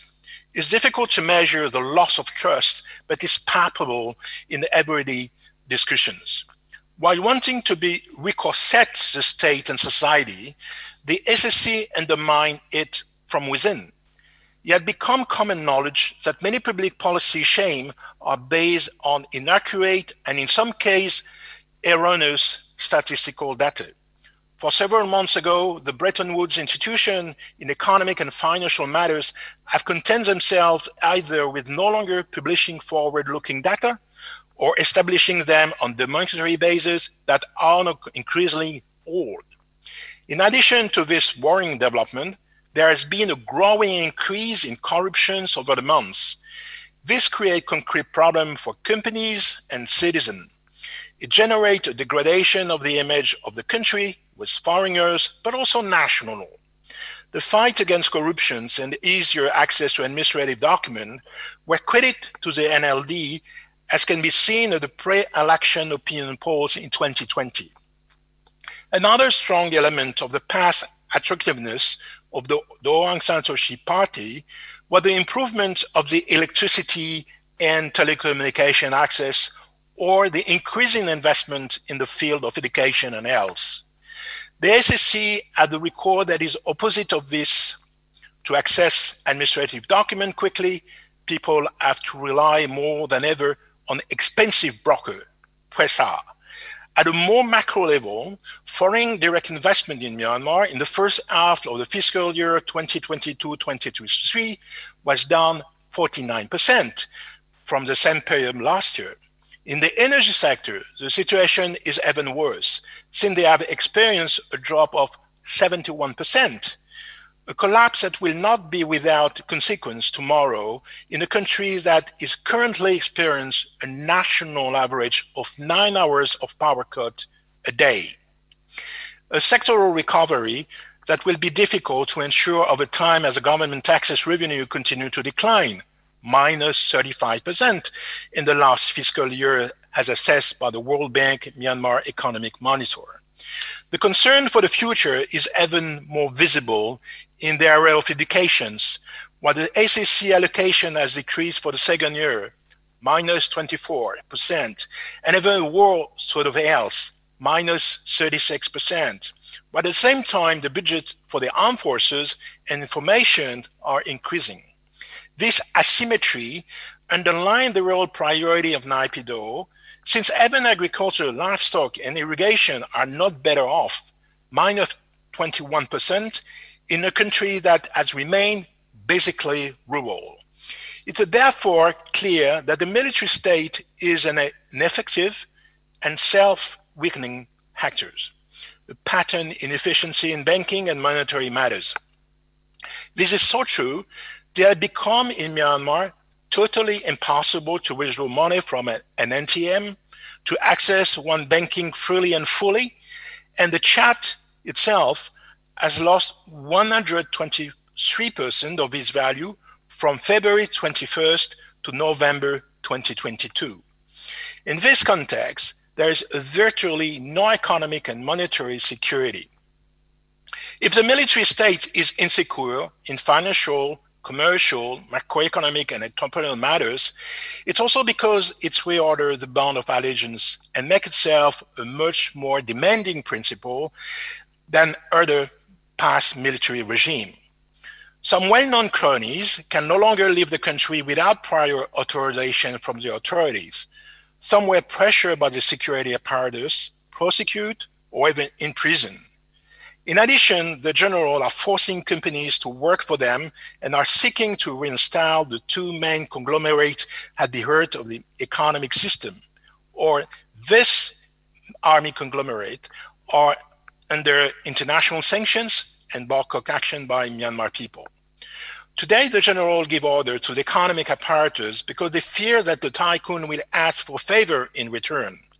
They favor of a new generation of cronies and challenge the older one who have made a fortune for the most part from their close link with the men in uniform, General Tan Shui, Mang Hai, Kin Yun, Shui Man, and few others. The lack of confidence in the economic world and the country's poor performance lead to a perennial pessimism.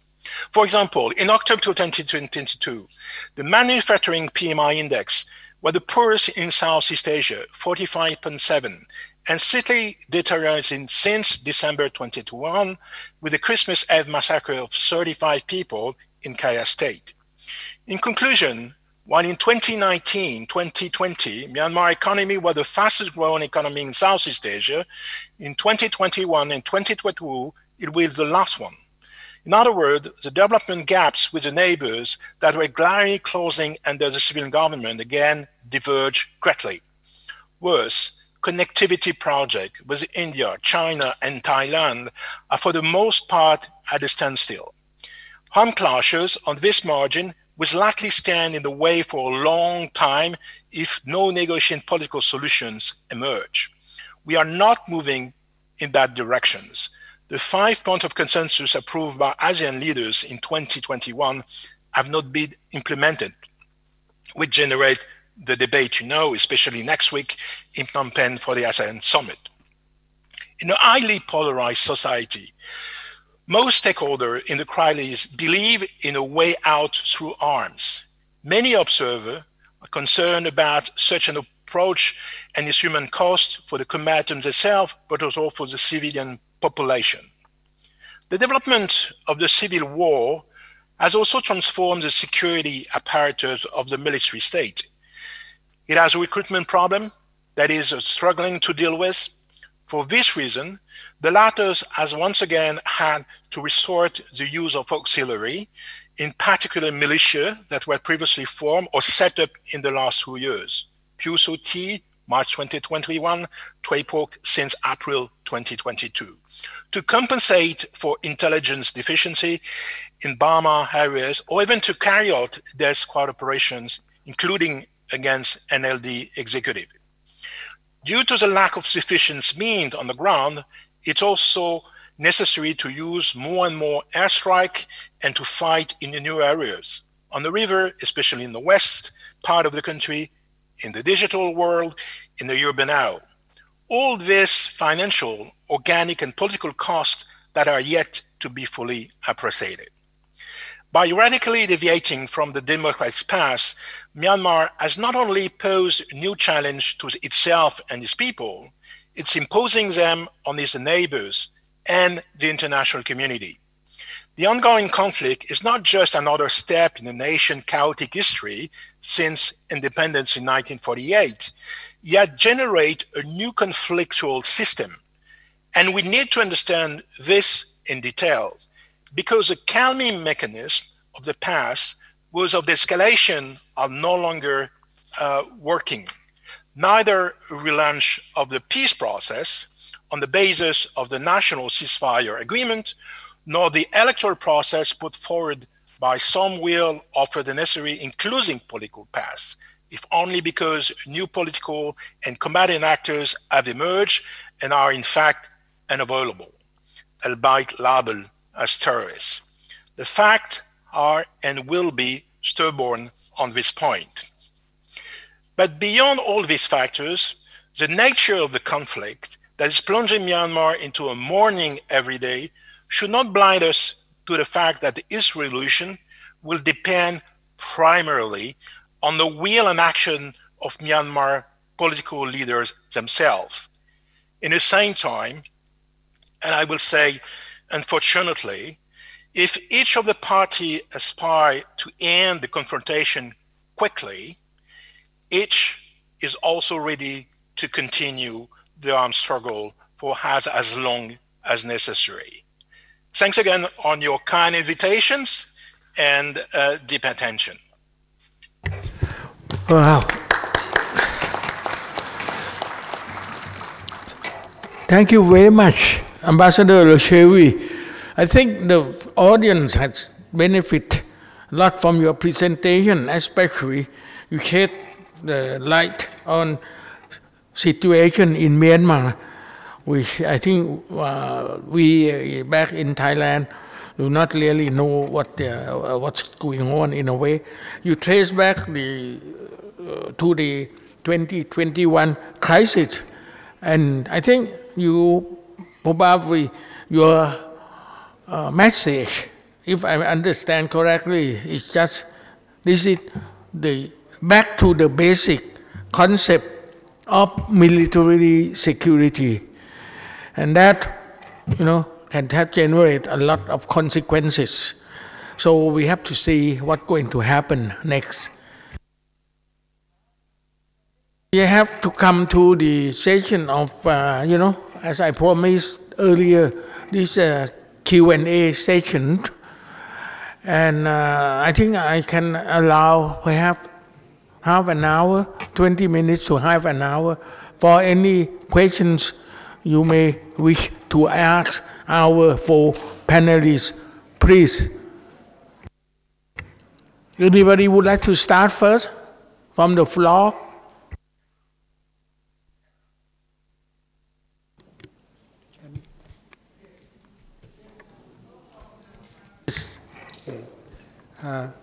I would like to direct my question to Professor Mely Caballero-Anthony. She mentioned something about false information. As we all know, false information is now creating, we call a polarization and dissension, not only internally within the country, but also between countries. I would appreciate if Professor Caballero-Anthony and others might suggest how we might deal with false information, because unless we have a kind of efficient way of dealing with false information, we can expect more dissension between countries and within the country. Thank you. Please, Dr. Caballero-Anthony. Thank you for that very, very good question. I think it's a issue, it's a problem that is seen across the world, and there are various ways, I suppose, one can deal with this problem at various levels. One, I could only cite some examples that I observe. For example, at the national level, there could be some legislation that can actually try to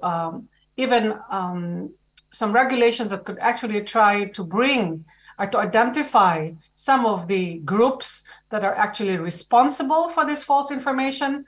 In Singapore, for example, there is actually a law that actually also deters this kind of information, because if you are found to be a purveyor of that false information, then you could actually there could actually be consequences for it.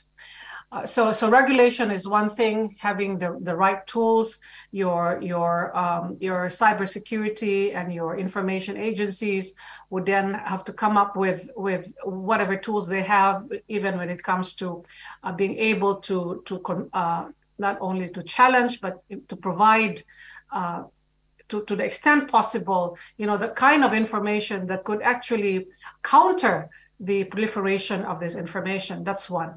The other is to make use of other institutions, right? In times of elections, for example, I've seen that in the case of the Philippines, for example. There are attempts by certain institutions like civil society groups, the church, the schools, right, that actually try the schools, of course, it's not part of the job, but to try to then educate, right, their students about being mindful of the kind of possibility, the kind of channels of misinformation. In fact, that's part of raising awareness among people at all levels, whether you're educated or you're uneducated, that you have to be alert that there is this kind of disinformation.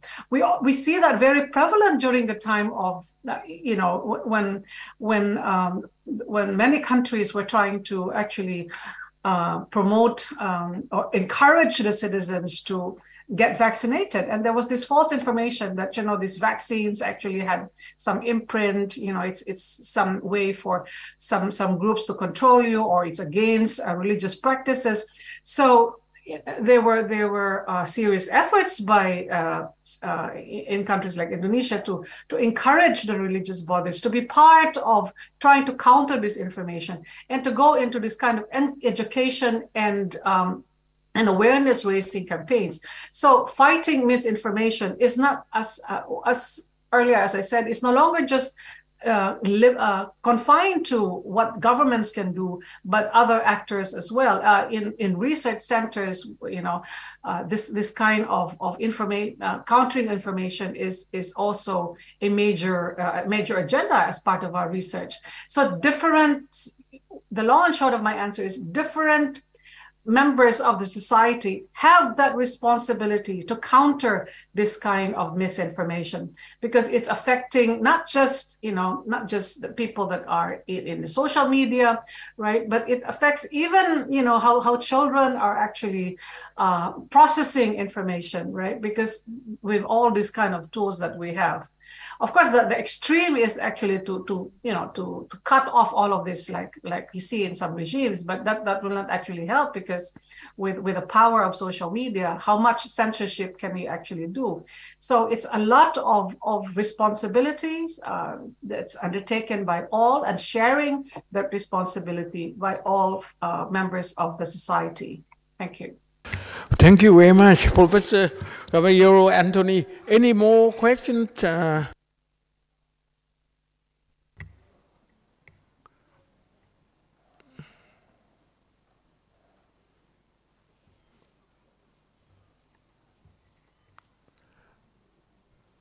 Please.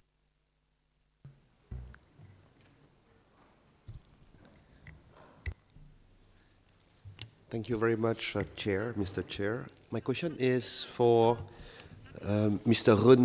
Renaud Meyer. I would like first to thank all the panelists here for their very interesting presentation. I would like to ask the following question to Mr. Meyer. Do you think that one day, Mr. Meyer, we will have a decision of the United Nations Security Council taken under Chapter 7 of the Charter, authorizing the implementation of coercive measures against states for security reasons in the meaning that you present today? I don't mean tomorrow, but one day in the future. Do you think it will be possible? And if you are optimistic, do you think that there is a strategy to follow to overcome that classic and very deeply rooted reflexes of states not to play the cooperation in the name of their sovereignty? Thank you very much.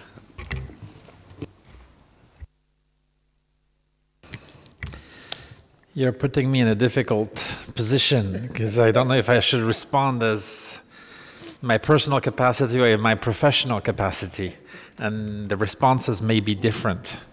But as a civil servant of the United Nations, which is what I am, I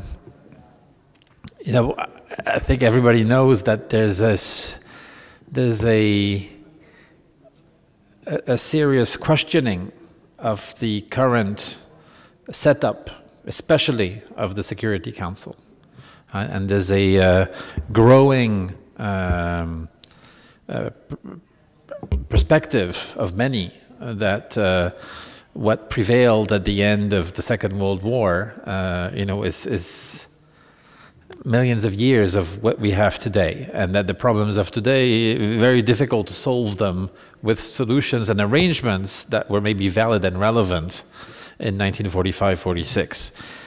So that speaks to the ability of the Security Council as an organ of the United Nations to address problems of today.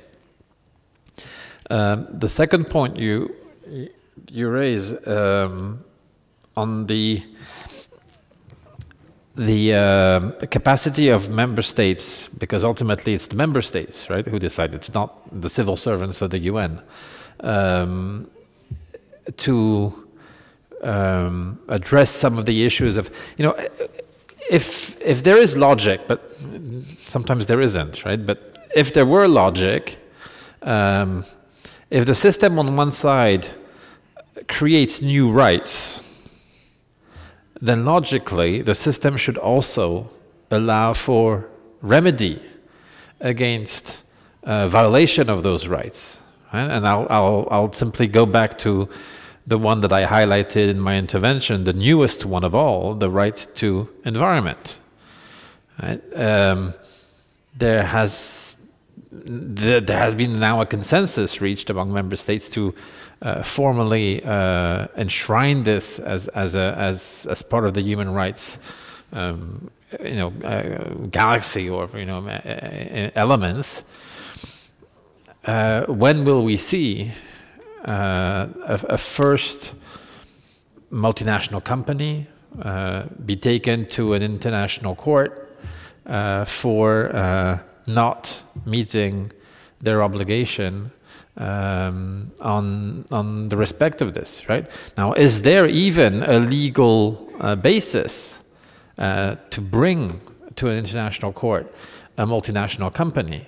Right? They never signed on anything because companies don't sign on. Member states sign on conventions, right? So there's evidently still a lot of work to be done in the legal and institutional setup of the multilateral system. But one thing that I think is coming out extremely clearly is, or maybe two things, but they're very much related, is one, the system we have is not optimal, but is better than no system at all. Right? And the complex situations in which we are today, the presentation of the ambassador of France to Myanmar is a very good example. The complexity of these situations like this, require a multilateral approach to solving the problems long term. Right? So those who raise this issue and saying, oh, it's the end of there's no rationale for the United Nations anymore, I challenge them. Right? But I also do agree with the limitations of the current system. Thank you. Thank you, Mr. Meyer. Any more questions from the floor? ครับผมขออนุญาตกราบเรียนถามพูดภาษาไทยนะครับที่เมื่อกี้นี่เองนะครับทั้งภาษาไทยและภาษาอังกฤษหรือภาษาต่างประเทศอยากจะถามว่าเมื่อกี้นี้นะฮะว่าข่าวออกมาในประเทศไทยเรานี่แหละบางทีแอบอ้างของคณะรัฐบาลแต่ถ้ารัฐบาลทราบแล้วว่าเท็จจริงละเอียดอย่างไรจะมีวิธีการแก้ไขอย่างไรให้ประชาชนเข้าใจว่าละเอียดข้อเท็จจริงอย่างไรตรงนี้ยังมีปัญหาอยู่เยอะบางครั้งนะเราฟังข่าวแล้วเนี่ยบางทีแอบอ้างขอโทษนะแอบอ้างทางคณะรัฐบาลด้วยเช่นสาธารณสุขอย่างนี้เป็นต้นแต่ถ้าเป็นแบบนี้เราจะวิเคราะห์ข่าวอย่างไรให้ใครคนไหนที่ยืนหยัดว่าข่าวนั้นเท็จหรือจริงอยากจะให้อนุญาตให้นะฮะอธิบายเรื่องนี้ให้มันชัดเจนบ้างเพราะประชาชนยังสับสนอยู่มากพอสมควรเหมือนกันในข่าวของฉีดวัคซีนเป็นต้นแหละบางข่าวบอกว่าอย่าฉีดวัคซีนเขาห้ามอย่างนี้เป็นต้นถ้าฉีดแล้วก็มีอันตรายอย่างนี้เป็นต้นยกตัวอย่างเมื่อสักครู่พูดอยู่แล้วครับผมที่สองก็ว่าฉีดสิอย่างนี้เป็นต้นไม่ทราบว่าผู้ฟังของประเทศไทยหรือต่างประเทศจะเอาตัวไหนเป็นข้อเท็จจริงว่าจริงหรือไม่จริงอยากให้วิเคราะห์ตรงนี้ด้วยขออนุญาตกราบถามอย่างนี้ครับครับผมคิดว่า Yeah, I think I can respond in Thai. And since you touch on the present problem in Thailand of what I call it, misinformation. So I think as the Thai citizen with civic responsibility, I think it's up to us to ensure that the government will come out swiftly to collect all these misinformation before it spread too far. So I think it is really up to the government to look into this kind of misinformation.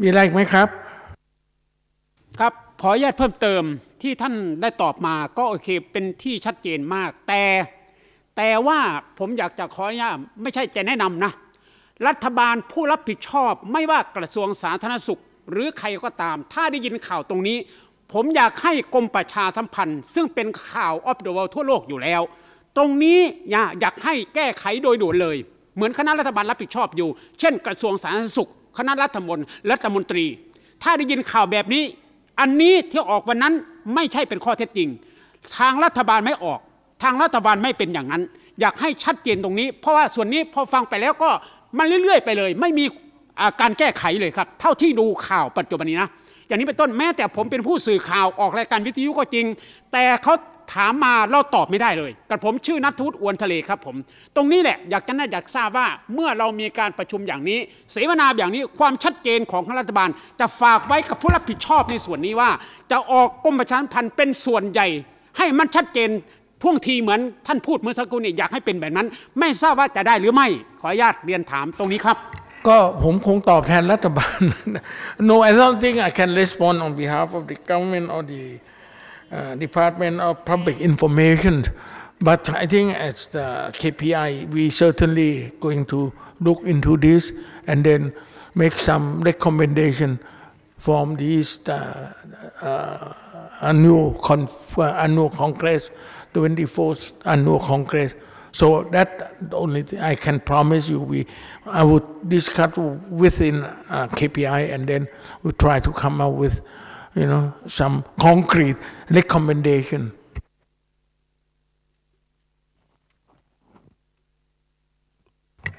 มีอะไรไหมครับ Any more? ขอบคุณมากครับครับ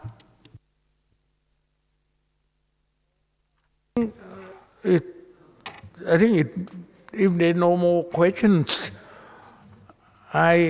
may I declare this session adjourned, and on behalf of all of us, I would like to express our gratitude to our four panelists, Dr. Mely, Caballero-Anthony, Ambassador Lechervy, Dr. Jung Kim, and Monsieur Renaud Meyer. Thank you so much for your valuable presentation.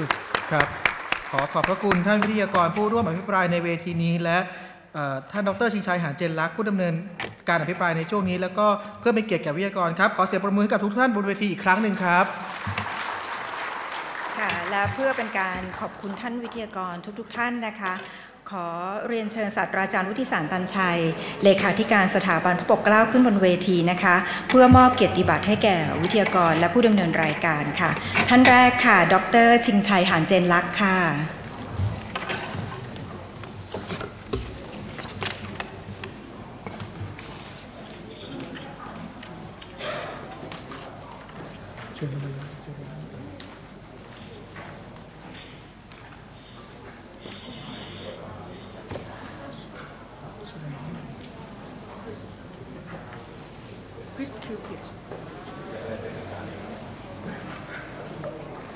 ท ท่านที่2ค่ะมิสเตอร์โรนัลเมเยร์ผู้แทนโครงการพัฒนาแห่งสหประชาชาติประจำประเทศไทยหรือ UNDP ค่ะ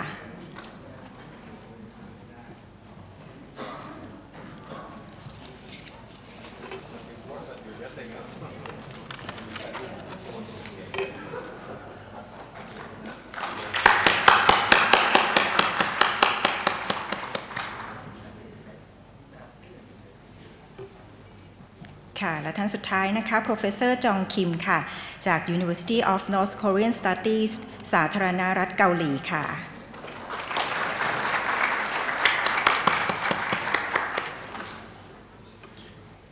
ครับแล้วก็ขอเชิญท่านวิทยากรนะครับทุกท่านถ่ายภาพร่วมกันบนเวทีครับ May I invite all speakers in front of the stage to take a group photo, please. Professor Victor, please. And also online, Professor Mely and Professor Christian Lechervy, please.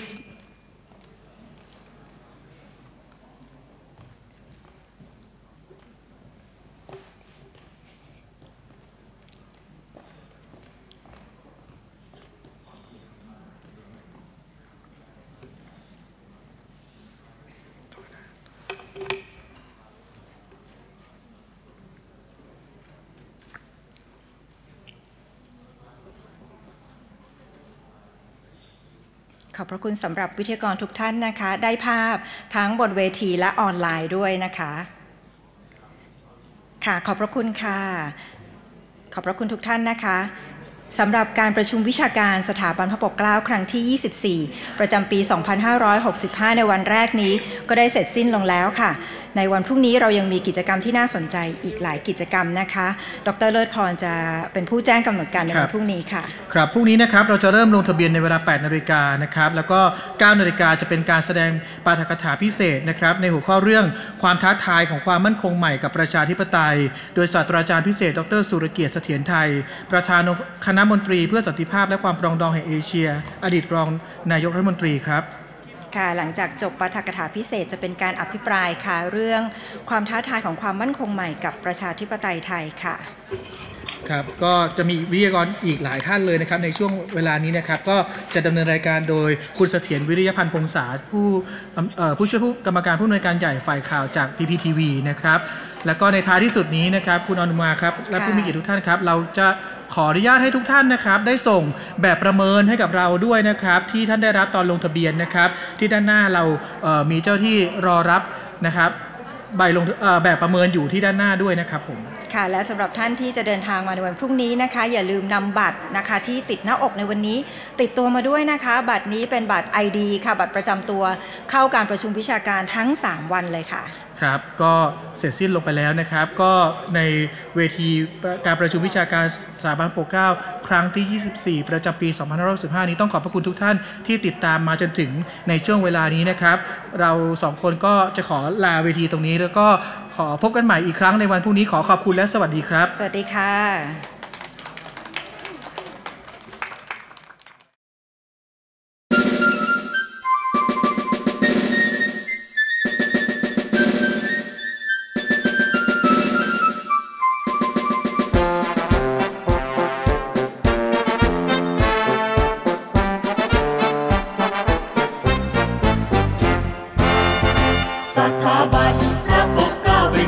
สง่ามุ่งพัฒนาเพื่อกูลประชาธิปไตยเพื่อสร้างสรรค์ให้การปกครองของไทยยั่งยืนยาวไกลสันติสุขสถาพรสถาบันพระปกเกล้าวิเคราะห์ทุกด้านเชื่อมประสานสร้างความเข้าใจให้ทุกองค์กรอบรมวิจัยในทุกขั้นตอนสอนอย่างมีระบบทางวิชาการประชาธิปไตยต้องรุ่ง